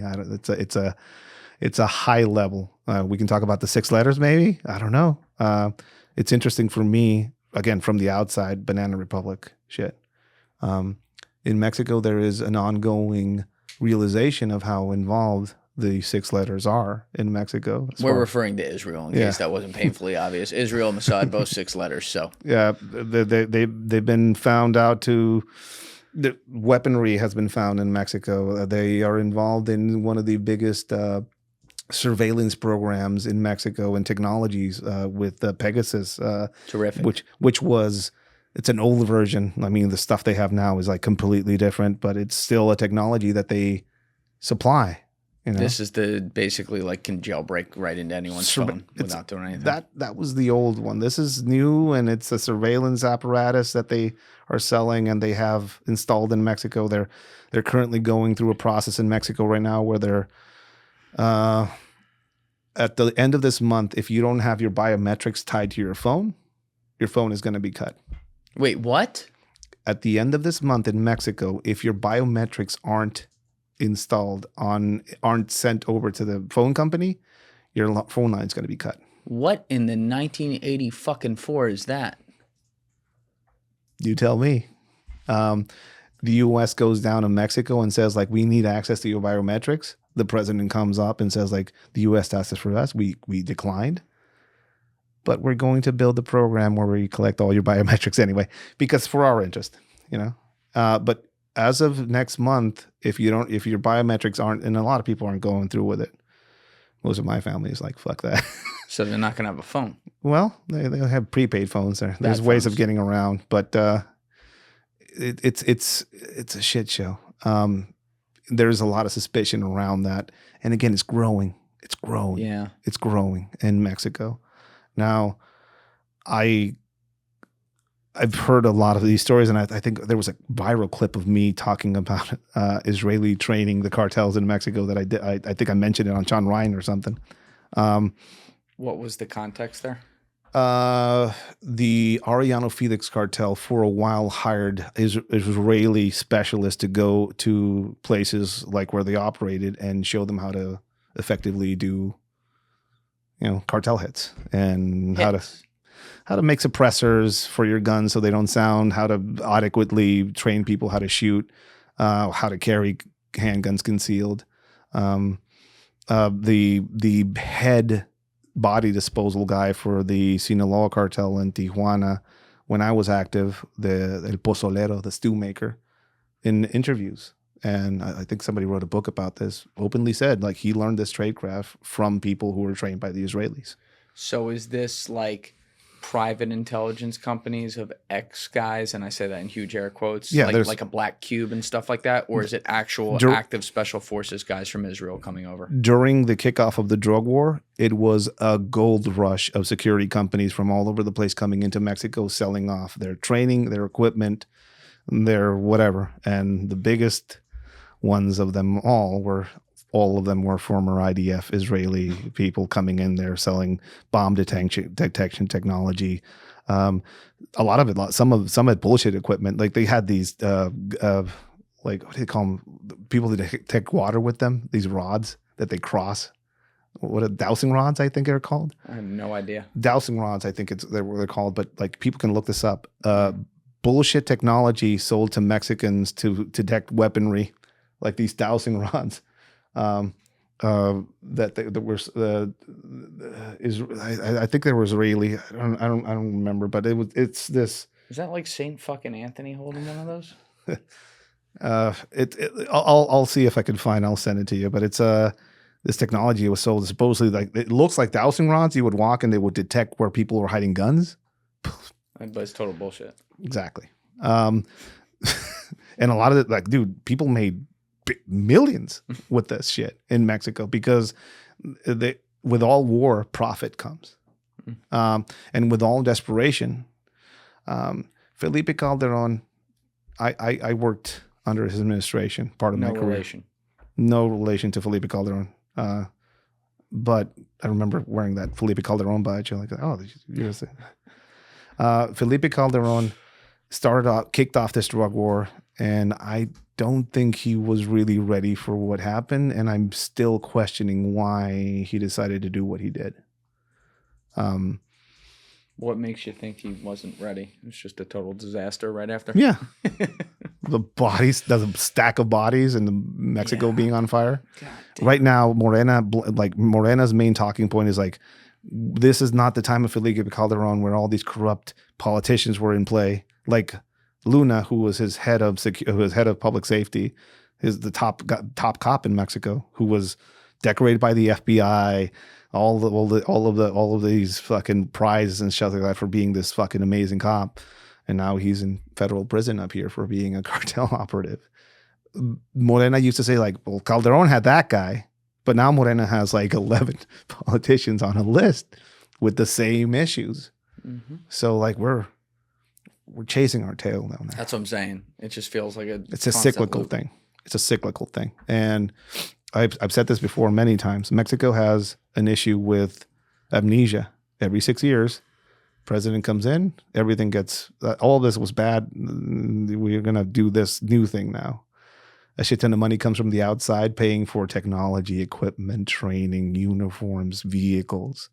You wonder why cops in Mexico always drive around in those big trucks. And why is that? Why would you, where else in the world have you seen the federal police drive around in trucks with people in the back sitting down on the little benches, exposed? You think it might have something to do with some motor companies having a big giant deal with the Mexican government to sell them vehicles? Yeah. That's probably it. Yeah. If you kind of do the math on it. So there's a lot of money in the war continuing. The Mexican military was put on the streets by Felipe Calderon. And I remember him saying that, well, they're going to be out there for a while. Meanwhile, our police is going to be professionalized and we're going to get a hold of this federal police and all that. Well, the military is still out. And we've just seen the levels of corruption that they've engaged in. Some of the biggest money heist in Mexico. I mean, people talk about Mayo and old Chapo Guzman. Man. This fuel theft that went on for that administration. We keep being. Let's go into the actual nitty gritty of it. You said earlier there's sea routes and stuff that this has been going on with. Obviously, it's happening with the United States. That's where a lot of it's coming from. But what's the full picture here, and what kind of scale from a monetary standpoint are we talking about? Billions. And this is relatively new, meaning the last decade. This is relatively new because people were installed that were willing to go this way. And again, this is Morena administration, AMLO administration, people that we see. That's who's involved. That's at least who we've seen involved at the top. This guy who was on a run that went to Argentina, that he came from that Andres Manuel López Obrador administration. The military was given this ginormous power in Mexico to fight the cartels. And now we realize that in a lot of ways, they became their own cartel. Yeah. We talk about the Zetas. Now it's a small version of probably what they're now. Right. Yeah. So where are we going with all of this? Mexico and Mexican citizenship is afraid of a U.S. invasion. It is afraid. You'll see people supporting it on the right side of the political spectrum. And they're Lili Tellez is a Mexican politician. She speaks openly about this. They want a U.S. invasion? They want U.S. participation to come in. They want them to arrest all these corrupt politicians because they're on the losing side of the politics in Mexico. So they're about to try this governess in Coahuila of not Coahuila. Not the one we pulled up earlier. Yeah. That one? They want to try her for treason. So it's infighting. What are they trying to figure out? I mean, it's... Oh, you know what I forgot to ask on that? 'Cause this was back when we pulled this up towards the beginning of the podcast. But if that lady did in fact know and dealt with people underneath her, as they're alleging, that ended up being CIA, let's say... you're that person that walks in the office and says, "Hey, lady, by the way, I work for CIA." Chihuahua, sorry. What could she have even done about it? Reported it, maybe? Yeah, before she even reports it, she's probably dead. Probably. It was hey, there's CIA agents working here dismantling drug labs with my state police. Who do I talk to? I mean, the federal police, maybe the state federal prosecutor. But she is on the opposite side of the political spectrum. So that's Newsom going to Trump over something going on in her home state. Well, you talk about banana republic shit. That's something we didn't say either. The lawfare of the last decade that's going on across the parties here. This is the shit you see in all these other countries with more failed-ish type governments and stuff, where they do political retribution using the courts and prison. Yep. And it's to be clear, I don't ever like the idea of someone being above the law or something like that. But the precedent of going after people, you need to have a high, I'm going to invent a term here, but burden of need of action to do it. Yeah. Meaning listen, I don't like James Comey a little bit, but some seashells on the beach, that's below the line. Yeah. You know what I mean? Yeah. He's an asshole, but the precedent's worse, I think. And this, you're seeing, now this is an example, maybe this lady is totally on the take and is actually a traitor and was excited the CIA was working, in which case that's really bad. But other examples, it's there's a lot of that right now. Again, on the right of the political spectrum in Mexico, which is the losing side, the party that Calderon originally was a part of, they're shouting for intervention. They're shouting for the U.S. to come in and save the day, and that's another side of the argument down there. Are they right? I wouldn't go about fucking asking them in like that because of the history that some of these things have, and sovereignty is a thing. Although apparently Mexico hasn't been a sovereign nation for decades, although it wants to think of itself, except for the past 2 administrations. I think that's when it has exerted sovereignty with Andrés Manuel López Obrador and with Claudia Sheinbaum. At least they're expressing some sovereignty, and we can be pretty sure that they weren't on the CIA take because now they're being attacked by U.S. interests. So are you defining sovereignty as the ability to govern yourselves and make your own decisions as a country? Yeah, but not say that you're on the payroll or actively in discussions with another country's, I don't know, intelligence apparatus as to what actions you should take? Specifically with the United States. Right. Because that's what all these populist governments across Latin America have happened. You know, they start not supporting the United States, and they become really popular because some people realize that the United States might not be in their best interest, or have a long history of them not supporting the right people and the right policies, except the policies that benefit the United States itself, and that leaves many marginalized communities and people out there in the wind. But also look at the timing too. I was thinking about this earlier. You said Obrador, that's how you say his name? Yeah, Obrador. He became president in 2018, which means he's like running and rising to power, I guess, in like 2017 campaigning. Just look around the world. Start post-global financial crisis. Here we have Tea Party and Occupy, right? Right and left, but they're both populist. Yep. And then you look over in Europe where there's all kinds of migration issues and arguments over that. You see a massive rise of populism that even has like Brexit happen. And then all these other governments like the Marine Le Pen's get a big following. Obviously, she's losing elections in France, but like the fact that someone like that with some of the things she says getting that big a percentage of the population, something's happening there. And then you look all across South America and there's the rise of that populism, in this case, more left-leaning or whatever. But point being, like, regardless of what's left and right around the world, the movement of like the people being separated from an ever shrinking size but increasing amount of money, elite class. Yep.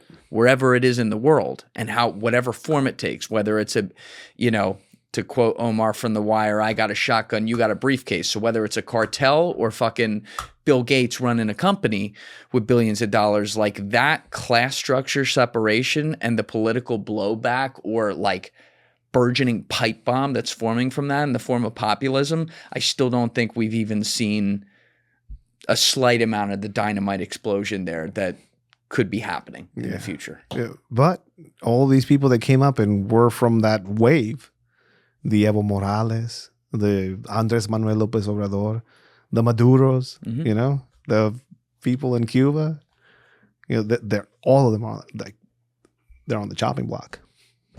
The communist ones. Well, again, like communists, socialists. I mean, can we say that the Cuban government is that? It's a giant corporation fucking with, their kids are living in the U.S. A lot of them were living in the U.S. So but they're in charge. But they're working and have been supported by the people because they are openly saying like we're against the American devils. Right. But realistically, they're like. But you could make the same argument with like Soviet leadership and saying the same kind of thing, right? And it's not to say like America is like, you know, fucking saints or anything like that. That's not the argument. I'm just saying like what does the average rank and file person in a country like that have as a quality of life? Yeah, that's an interesting thing you say about America's not a saint. It isn't. It isn't. It isn't. It isn't a saint. Name a country out there that is though. There isn't one. Well, so nobody's like one of the best pieces of advice my mom ever gave me, and it's changed my life. Nobody's against you; they're for themselves. Yes. And you learn that, and you live a easier life. That's a bar. the United States is for itself. And we, you and me, and everybody here is a part of that in one way, shape, or form. And what is going on right now is a challenge of that. Is the United States in the decline? I've seen the U.S. in the 80s and the 90s as a visitor, and now in the 2000s as a citizen here. And I could tell you that, yeah, I see it. Right now it is. I agree. I see it. Now, what does that mean? Should we go off to war again? Like, should we, like, what is the response to that? Like, how do we get out of that decline? Well, I think people in power at the highest levels are saying, like, we're scrambling to try and figure out how to maintain that. And I think it's clear that, yeah, the United States is in decline in a lot of ways, but it still has a pretty insane military. That is, We do. But it still probably lost a war with the Iranians, though, with that military power. Look at all the wars we've lost. It's not because we lack the military talent or resources. It's also not because we lack the talent of the planners in the military. It's because we have fucking interests here and people here in back rooms who haven't even seen a fucking Call of Duty battlefield who decide to make decisions that make absolutely no sense and put our guys in the worst possible scenario, or just straight up, lift up and pull out of Afghanistan and leave all the fucking weapons behind just to not only take an L, but make the L 6 times bigger. Yeah. It's fucked, man. Yeah. So this conversation about Mexico is about survival. And like independently of what the United States and the rhetoric is around the government, be it narco-terrorism, be it fentanyl, be it organized crime, human smuggling, and all of this. Realistically, the efforts put forth by the United States and the continent, I think, are about survival. The world is globalism is ending. Like the U.S. patrol, yeah. The U.S. patrolling the oceans and like guaranteeing the Strait of Hormuz and guaranteeing safety, like sending its military, that shit is going away, I think. But it won't be filled. That sucking sound won't have someone else fill the role, you don't think? You think it'll just be a series of isolationist ideas where everyone goes back to policing themselves? Well, we're going back to like theory, and I don't know. For me, China is not going to be it. No way. They've never fought a war outside of their continent. Taiwan is right there, and they're kind of figuring that out. They have 2 like aircraft carriers. Yeah, they can build a lot of ships and a lot of fucking weird sand islands and shit like that. But so what? Their population is declining. There's giant cities that are empty. Yeah, they have a lot of capabilities and shit like that. But I don't see them being the world police. I think they're more about themselves. Who else is out there? Yeah. Russia. Look at the GDP perspective. Russia's not even, it's not to say they don't do things that you're not like, all right, that's not great. But like from a GDP perspective, they're similar to the size of Italy, which means they're not on the map when it comes to China and the US. So it's not Russia. The Germans? What about India? 2 billion people? Nah.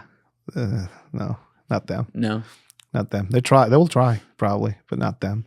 I don't know. Like who's there? Who is there? Who's behind the Ukrainians? Who's in Europe? The Germans. The Germans are arming up again. Like everybody's fucking getting back into a war footing. That's nice. And we have a state actor in the form of the 6 letters in the middle of the Middle East, like picking battles. Yeah, just pissing everybody off. So there's no world police coming. Like I think that those days are over. I think this was the last foray into that. As far as like, you think there's going to be another U.S. intervention in Iran, some sort like this, or like maybe some sort of intervention somewhere out there? I think the U.S. is done with that type of stuff for now. I hope so. I think it's going to focus on its own continent, though. You really believe that? Even it's already happening. It's already happening. It's already happening. From this week. I mean, we're already seeing Venezuela. Cuba's probably on the line. All we needed to do was get rid of this background noise, which is Iran, and I think we're going to see some fireworks. But if you retreat too much, right, and you retreat into your own continent, you still have the issue of like the fact that so much of global financial trade has been settled in the dollar. which despite all the fucking damage we've done to our own dollar through Still printing there. money and shit like that, It's it's still the king at the moment. But if you do pull out and go from, and again, I'm obviously the farthest thing from an interventionalist, but if you go full-blown isolationist just from like a global stage of like participation, whether that mean leaving NATO, leaving some certain trade partnerships and things like that, you could risk long-term, losing the spot of the dollar as top currency, which you and me don't know a world where that's the case. No, I've never lived in a world where that isn't that the dollar isn't at the center, but we might be moving towards that though. But then America's not America. It still has a military that can blow up most of the other militaries. The military's backed by the U.S. dollar, though. It's backed by other things. I don't know about the dollar. I think it's backed by the U.S.'s ability to control resources, the U.S.'s ability to control what goes where. Specifically, the U.S. is in a very strategic place. I mean, it's a pretty good thing to be in the place where there's oceans. Yep. Yeah. But if you can't, to control resources, though, you need to control the money. Or am I thinking about that too simply? I think you're thinking about it too simply. You need to control who controls. And I think that's what we're seeing here in this list. Yeah, you only got the page 2 in your notebook here. Yeah, What's in the other fucking 600 pages? A bunch of like things from my group therapy sessions. Okay.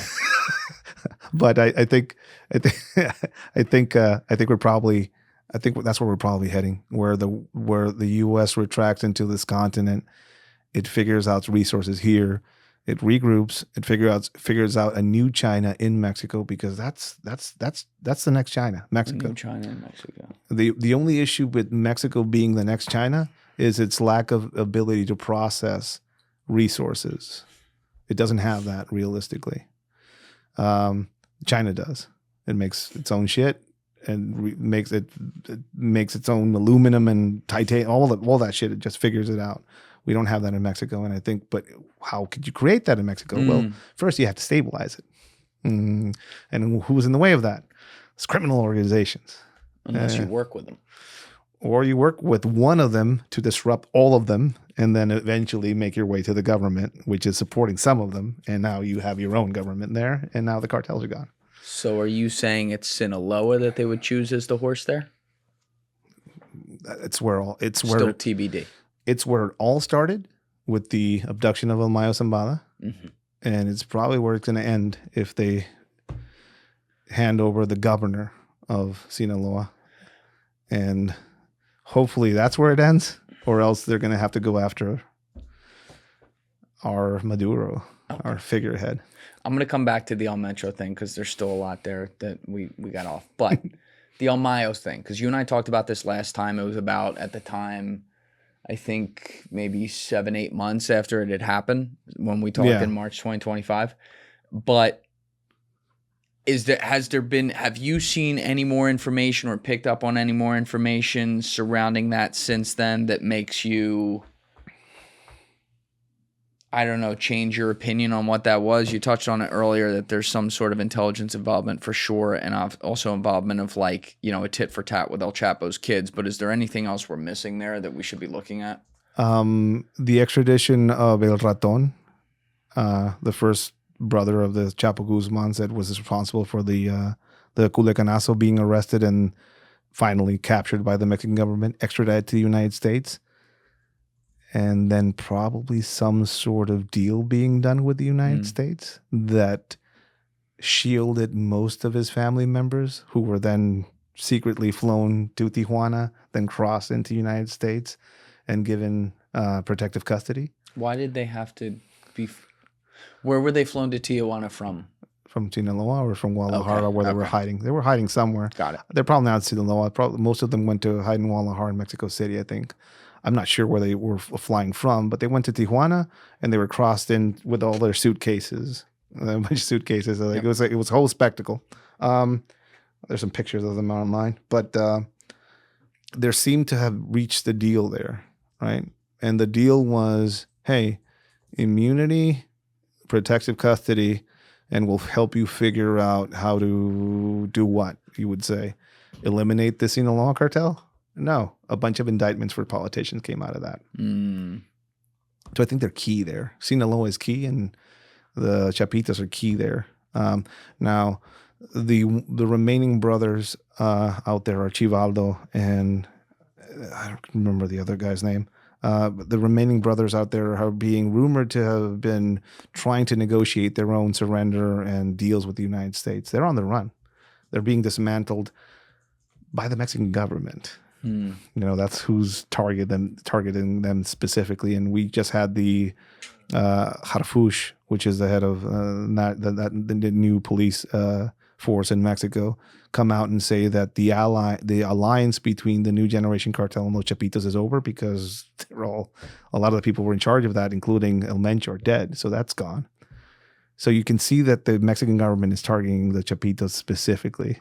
Are they aware maybe that they're being utilized by the U.S. and U.S. interest as a proxy? Meaning like the soldiers on the ground. Yeah. I don't know. It's interesting that that's who's getting decimated. Do you have sources in there? Like any good sources?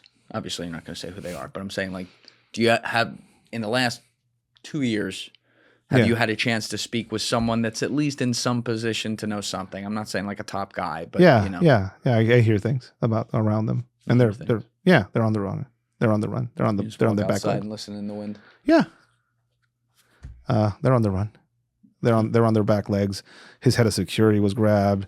A bunch of family members were grabbed. I think they almost caught him last year. I'm talking about Archivaldo, the head of Los Chapitos. They're on the run. And like, again, okay, so they're on the run because those Mayos, the family of El Mayo Zambada, are after them for vengeance. Clearly, they're motivated. Then the Mexican military is targeting mostly them specifically, although some of this targeting has happened to Los Mayos.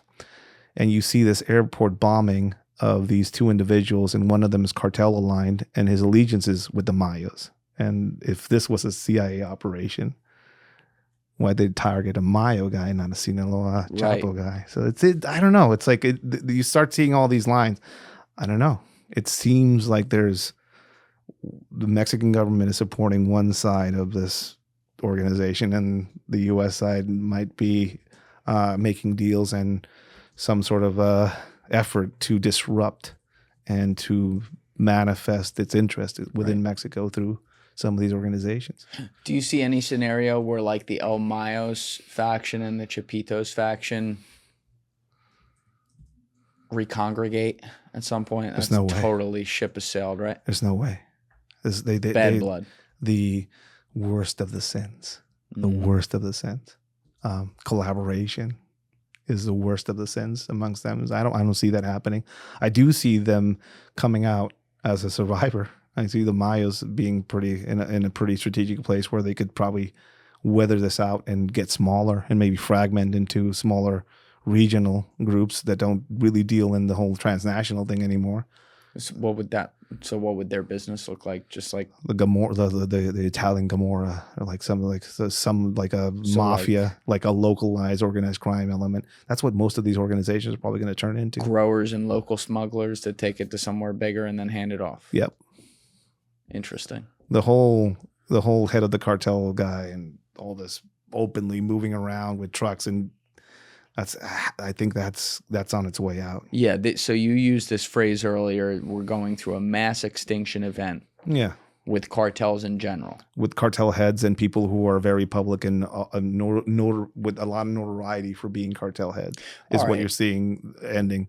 And and maybe there's some shadowy figures out there who are heads of giant cartels they don't see, but all of them are being outed and targeted. So it's like, you don't think the styles could change? Because like that, by the way, that's what made El Mayo so effective for so long, because he was so quiet. Yeah. He was known from the old days, but I think the style's already changed. That's why you have an American as the head of this, the head of the new generation cartel. Or at least that's what they want you to think. Or at least that's what they want you to think. Right. Although they've caught some of them up here, and I think again, like a lot of the rhetoric out there is like, Mexico, build the wall, keep that shit down there, don't bring it up here. But it's been up here, growing. I mean, it's quieter. They're not as overt up here, but it's here. Yeah, because that, like, I'm picturing the imagery in my head, and when I think mass extinction event, I think exactly what it is, which is that I'm just going to throw round numbers out. Let's say you got, 10 million people operating as active people in the cartel across the cartels, the different factions and groups across Mexico, suddenly that goes down to 500,000 10 years from now. That would be like an extinction level event to me. I haven't heard like scenarios where that's realistic. And even in hearing you talk today, the way everything is that young kids are being recruited, and that's what it is. Yeah. But you're looking at it from, if there's no more major, I don't know, figurehead cult leader, if you will, just not having that as like a propaganda tool is a mass extinction event in and of itself. I don't understand how that is. Not having the figureheads being supported by politics, local, federal government, there's a pushback against that now, so they can't have that support, so they're going to have to hide a bit more. Again, Durango's a pretty good example of this. They're hiding in the fucking mountains right now. Durango? In Durango, there's a giant military operation right now, but it's Tora Bora, man. It's high sea. It's a golden triangle. What's going on there? Can you explain it? It's a massive military operation around the area, and they're blocking roads to try and cut off resources that feed these cartels. To which cartels? Remnants of the Sinaloa cartel that are hiding out there. But they go in through mines, and like there's caves. And can we pull this up on a map? This is like Tora Bora, you said? I actually posted a video on my Instagram account. Let's do that. And it's like an aerial view of this place, so you can see it. I think that's probably going to be what's going to be in the news in the next few months, as far as like. Everyone go follow Ed down below. We'll put the link to his Instagram. That's an aerial. That's an aerial view of some of the Golden Triangle. Whoa! Oh, this is like literally like Tora Bora. Yeah, there's been like a lot of and so flooding. There's just cartel people living in these. You'll see some of the cave systems in a bit. I did cave systems. Look, here's one of them. That's how they where are they hiding their cars? Oh, they put them in mine shafts. Holy shit. Yeah, that's Who are the construction companies that get these fucking contracts? I mean, they're probably old mines that they just reutilize. And Mexican Army doesn't have a mountain division, so we just have special forces, and they basically get sent for everything. Those guys, just by seeing their equipment, are not equipped to go in there, but that's who's going to head in there. Christ. I think that's going to be the next open front in Mexico. That some of these rural mountainous regions. Active open front. They're surrounding it right now. They're not going in there because they know it's. I mean, people who are in the military and people who went through Afghanistan can tell you more than I can about that type of warfare. It's not an easy place.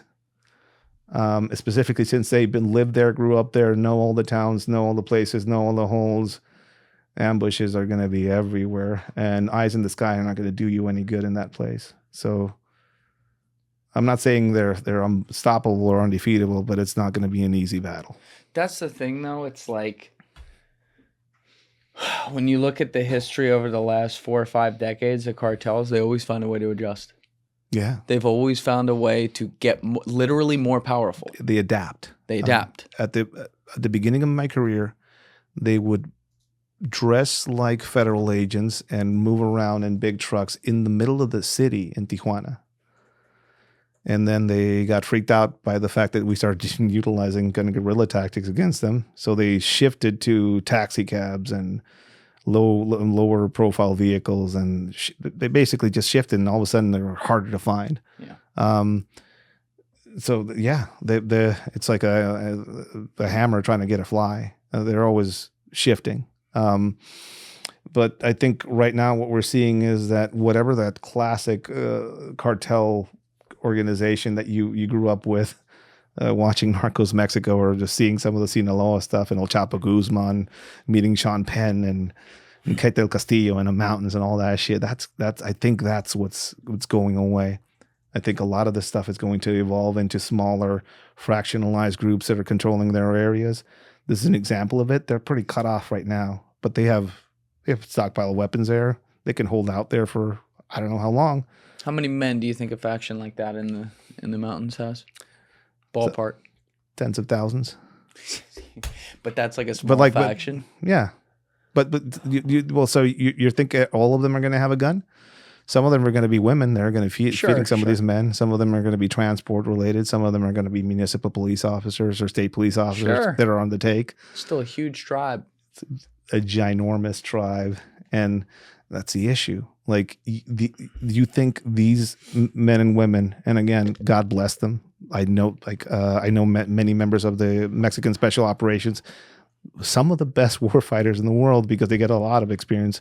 They don't get the praise that they deserve. They're amazing people. Some of them, sadly, they are in a war against themselves, which is one of the worst wars to be at. A war against themselves. Yeah.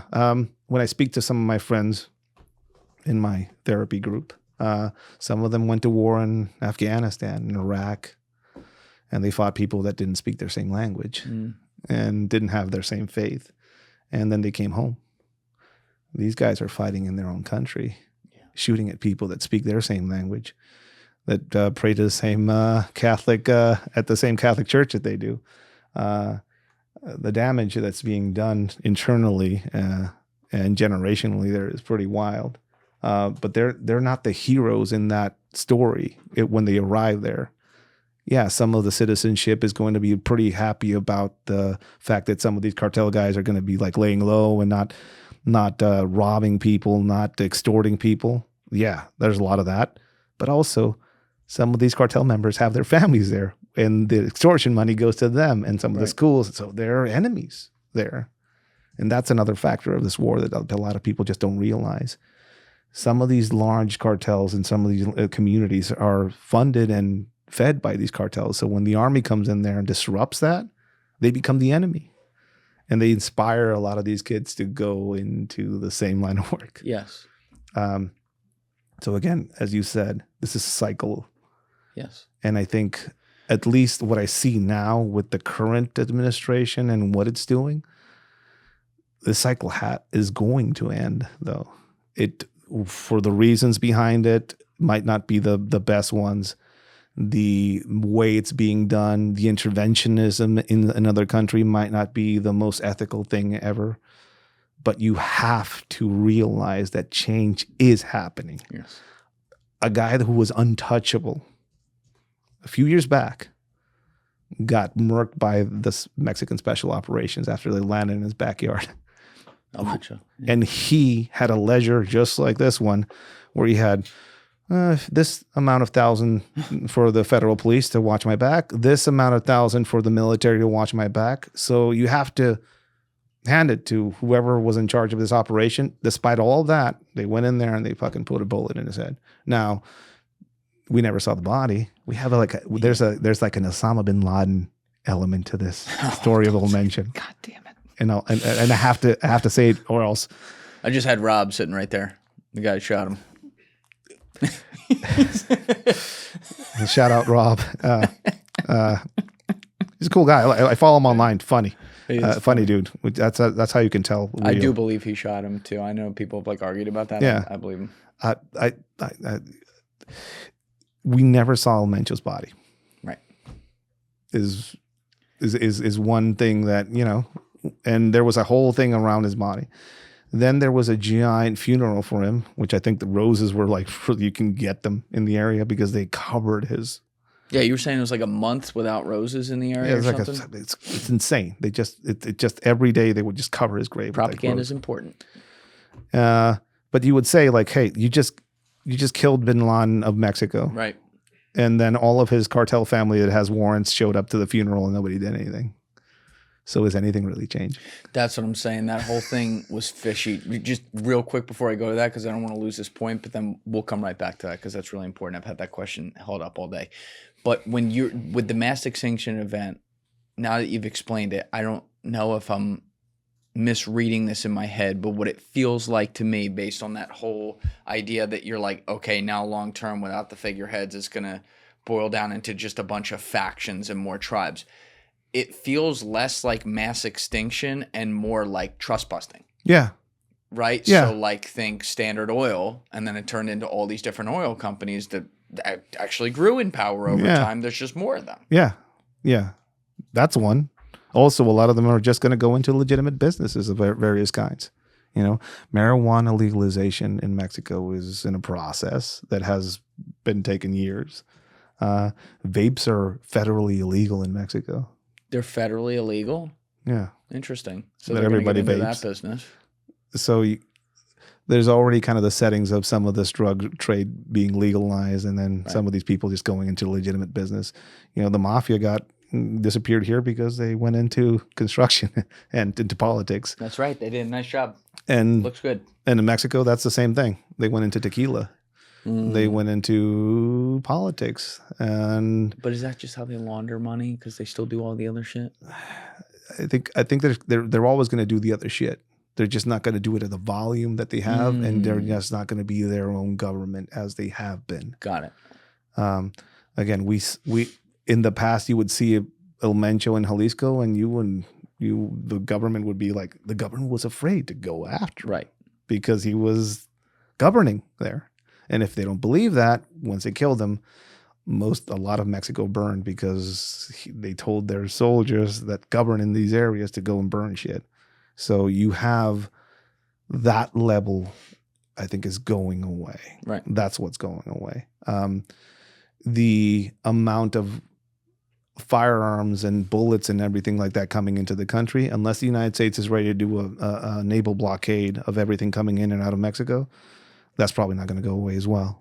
And unless the United States decides to change its gun rights, and people want to sacrifice that somehow and get rid of all the millions of guns. So this shit is going to still go on.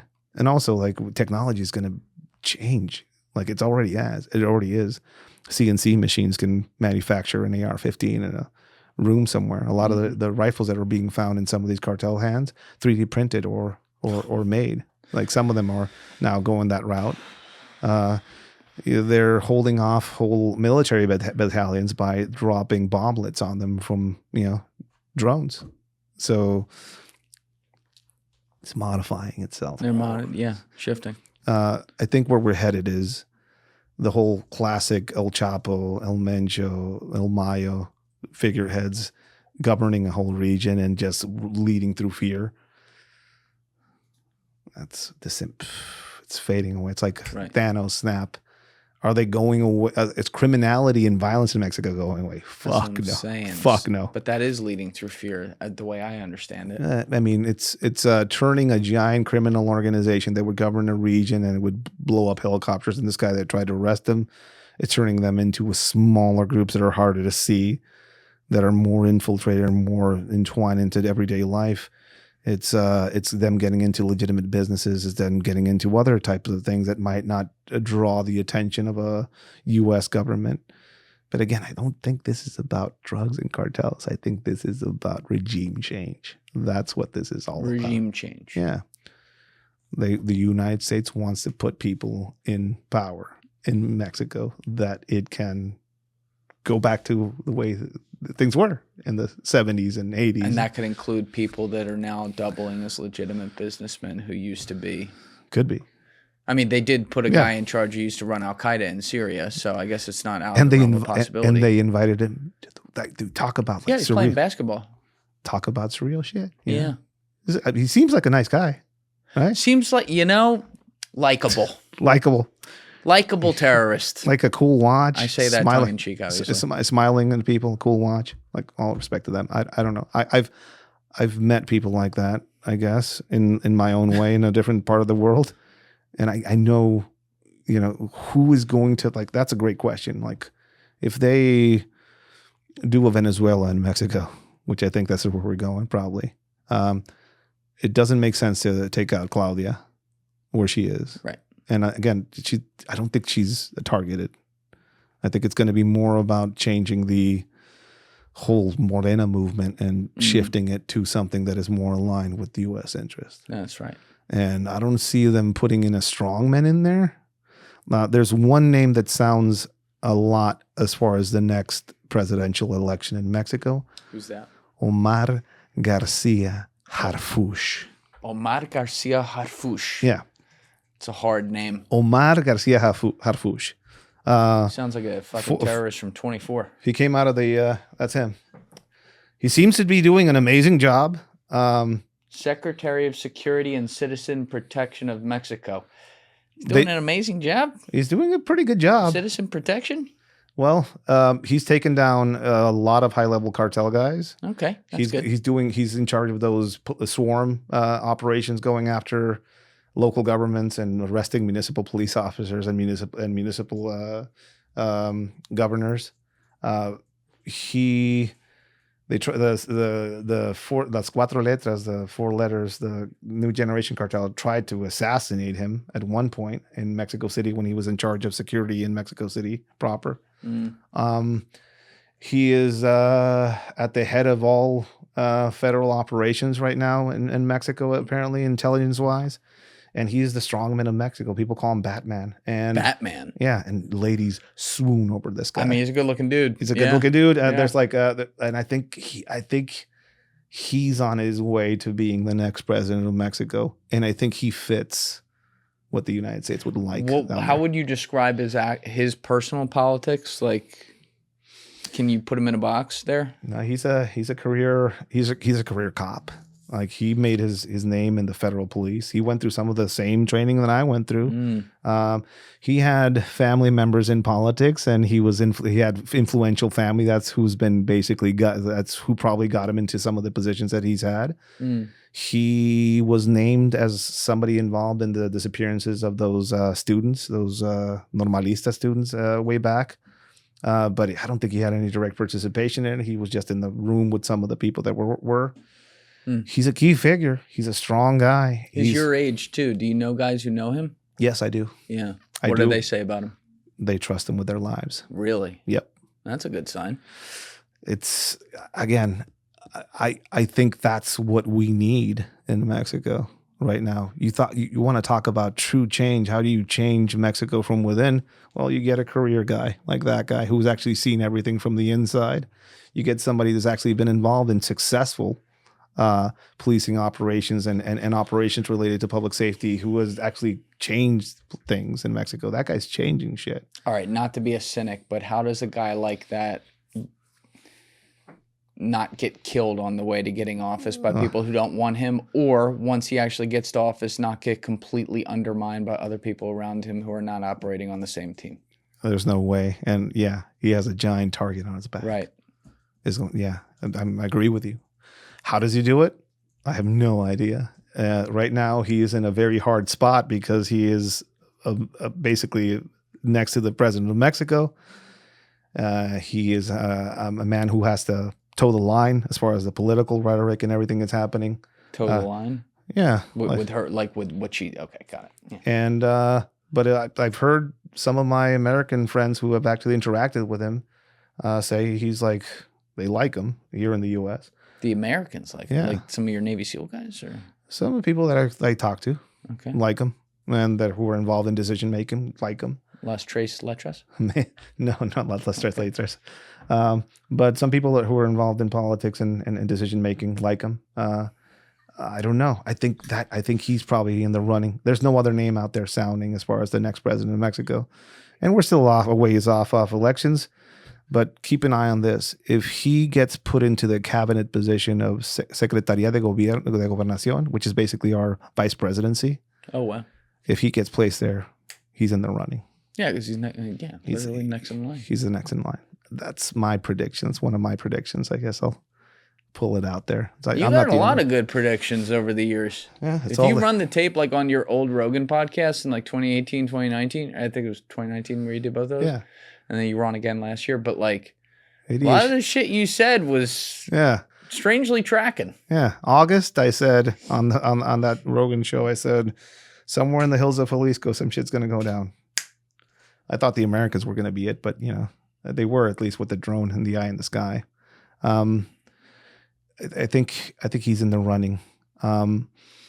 Now, is that going to change anything? I think things are already changing. Mexico and the government right now, right in Mexico right now, is under pressure to make all of the changes now.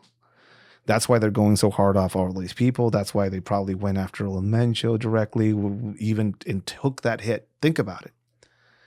They went after Mencho right before the World Cup in the state where some of those games were going to be held. That doesn't sound like a political decision. That sounds like a desperate decision by some people in charge or somebody in charge at a high level saying, you know what, we'll take the hit. Cleaning up the streets before all the people come in? Maybe, but why would you like Mexico was on fire before the World Cup. That's what I'm saying. Like it had the opposite effect. Yeah, but apparently the World Cup's going pretty well. People are liking it. There's a bunch of violence. There's schools with dirt floors in Mexico. There's a lot of horrible shit that money could be put forth, but like, you know, soccer. Yay, soccer, football. You called it a disgraceful event or something earlier? I hate. You're not a fan? I hate all that shit. Why? It's predatory. It's predatory. Yeah, FIFA is a corrupt institution, predatory institution. I mean, there's a lot of documentaries on that, Yeah. but like the actual FIFA seems to suck for sure. But Yeah. like the actual event of like a lot of different countries coming together and like kumbaya over sport a little bit, you're not into that? The Iranian team is staying in Tijuana, my hometown, right now because Cool. they can't stay in the U.S. It's cool, but it's being utilized as a political tool by Morena to say like, hey, they can stay here in Mexico where they're safe. They don't want to stay in the United States. And if you go to the hotel where they're staying at, there's a Chinese flag, Iranian flag, and a Mexican flag outside, which is like pretty interesting to see. So it's politics there. You know, one of the things that really caught my, every now and then I'll go out with some of the Madres Buscadoras. The who? Madres Buscadoras. Okay. There are organizations across Mexico where they're basically looking for the bones of their children that have been missing for years. So they look for they're basically mothers who organize as in search parties to look for the bodies of their missing kids. I can't even begin. If anybody wants to see the effects, just go down there. And if everyone wants to support like an actual good cause. What's the name of that again? Las Madres Buscadoras. Yeah, and it's like, it's a name that basically a lot of organizations use out there. Yes, some of them have been compromised and used for political means and shit like that. I get it. Morena doesn't like those women, calling them out constantly about the fact that they not only inhibit their searches sometimes, but they don't send any protection with them. One of those Madres Buscadoras actually went to the president and said like, hey, they're trying to kill me. And then they did. So Looking for their kids' bones. For their bodies. They'll go around dirt dump sites with steel probes, poke them in the ground. And if it comes out smelling like body, we dig. Wallets, shoes are found and documented, IDs. A lot of them were setting up protests in Mexico City around the World Cup because of, I mean, like how can we be in a jubilant celebration where there's thousands of people missing? Yeah.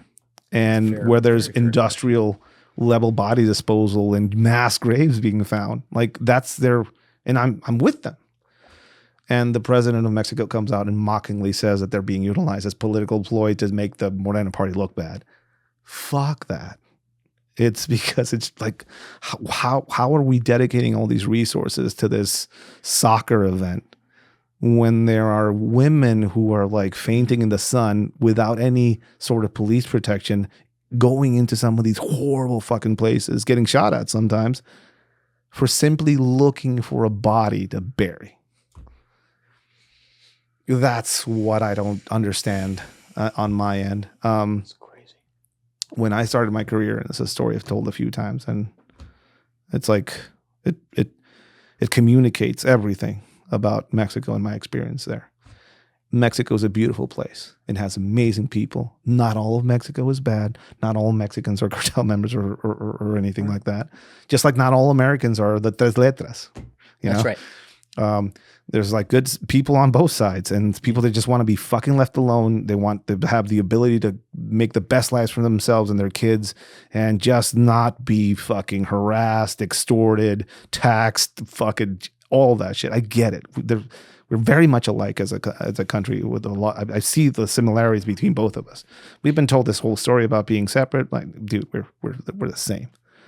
When I started my career, they told me like, hey, let's go get the bolt cutters. I was like fucking excited about it. It's like, oh fuck, we're on a raid. Should I take the battering ram? No, just the bolt cutters. First thing I did in my career was cut a kid down from a bridge who was hung with some electrical wire with a sign on him. Some sort of vengeance from one cartel to the other. While I was cutting him down, we put a truck underneath him so the body wouldn't fall. We're doing a favor because one of the guys that I was working with was banging one of the forensic women. The weird fucking story of that, but I was there doing that. It's like, fuck, what the fuck am I into? We're slowly trying to let this body down. It just flops down. Family shows up. You can dehumanize, and I got some of that programming during my training. Where like, fuck those people, those mugrosos, the bad guys, those malandros. I bought into all that shit as programming. But at that moment, like that was a red pill for me. That fucking changed it. The women that showed up, I think, were mothers and sisters. This body that I was treating as a thing that I was just annoyed with was the most valuable thing to them. Son, brother, life gone. Yeah. I went over to my friend and I said, like, fuck.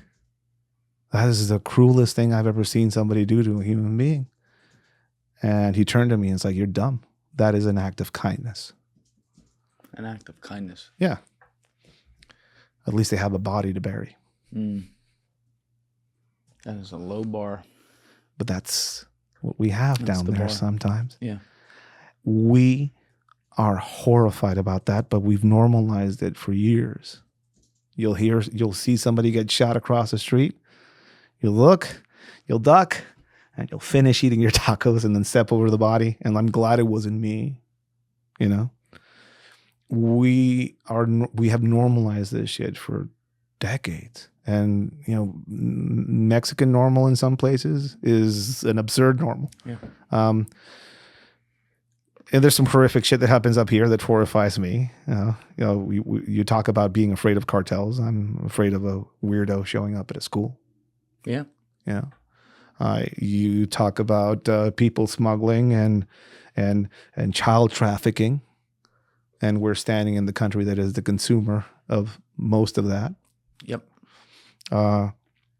We talk about drugs and proliferation of violence in Mexico, but then we are in the place that consumes a lot of that and then sends a lot of those guns down there as well. Yes. So this is like a very toxic relationship we have going on. We need each other more than we're being led on to think. Both of our countries are tied to the hip genetically. Yeah. Yes. There's been I don't remember, there was like a viral ad where they were talking to some people in Texas who were pretty adamant about them being American and not Mexican at all. And all of them got DNA tested and they all had some Mexican in them. No, can't have that. It is a travesty, I think, that we have been led into this position where, there's I'm all about people with the rule of law and just people, being able to live. Most Mexicans that come up here, you know what their dream is? They go back home. Yeah, to make a better life, be able to send money home, and then make enough that they can actually make a life where they came from. Yeah, I've heard that from a lot of them. But why can't they though? It's because if they go back home, or they hear news from back home, what are they going back to? Yeah, so Sinaloa's on fire. Durango's about to turn into a new front. Jalisco is pretty spicy in some parts. Mm-hmm. Baja, in some ways, is getting gentrified, and in other ways, it's a lot of the people who are leaving Sinaloa who are now setting up shop in places like Baja are gonna maybe turn it into another Sinaloa later. We're in a cycle. The cycle, yeah. Took but the words out of my mouth. Whatever this is going on right now politically within the United States and its current attention on Mexico, independently of the ethics around it, independently of if it's good or bad or whatever you want to think about it, it is changing the game down there. Things are changing. People who are untouchable are dead now. Right. Government officials who have always been on the take or have in some way, shape, or form been involved in all this are now being hunted internationally with red notices. And that is something that's never happened before. So you have to realize and notice that is actually happening. And it is a thing that many Mexicans have wanted for years. It's a start, maybe. Something. But a group of Marines crossing into Tijuana, Different story. and having a shootout somewhere in downtown Jalisco with the police, because that's the cartel in some places, that's a different story. It is a very dangerous thing to think that you can go to Mexico with all the military force that the United States has and not turn a single cartel head into a martyr. And now having... Yeah, fuck. And now you want to talk about something scary? Yep. Think about a Mexican Taliban. Mexicans are true believers as war fighters. We've been fighting it out with each other for a while. Yeah, I get technology and all that, but think about it. You have a very antagonistical country in Mexico. If we go into that, is now inspired to defend its sovereignty. You have this social movement now kind of moving in within the United States of all the people that are living up here that have direct family ties and blood in Mexico. Yeah. Dissent is going to happen here. Sabotage is going to happen here. Most of the Jose's, Luises, and Fernandos in the Mexican in the U.S. Marine Corps are probably going to be conflicted with their new travel arrangements and their designated enemies now. Oh, that's interesting. So I there's a lot to be avoided that I would recommend the United States kind of think about before they try and attempt something of that nature. Which is, again, why I think they're going to focus on these political figures. Yeah. Because this isn't about that. I don't think they're going to go into a ground invasion, although they say that a lot. I think it's probably going to be some sort of targeted mass arrest, which is what that list is, or a single figurehead that symbolizes corruption and union between criminal organizations and politics in Mexico. And after that happens, moving forward with a more agreeable government. Yeah. But again, this is not about good versus evil. This is not about the right side versus the bad side. This is a survival on both sides, I think, and the United States is looking out for its best interests. Nobody's against you. They're for themselves. And in this case, the United States is out for themselves. Yeah. All right, let's come back to the El Mencho thing, but before that, I just gotta go to the bathroom real quick. Go. So we'll be right back. All right, guys. So it turns out Ed and I did an entire second episode after we got back from the bathroom break. So that will be coming out on my channel soon. If you are not already subscribed, please hit that subscribe button so you don't miss it. And if you'd like to join my clipping community for a chance to make money doing edits of the show, you can join via the Discord link in my description below. Finally, if you'd like to join Patreon, that link is also in my description. See you guys for the next one.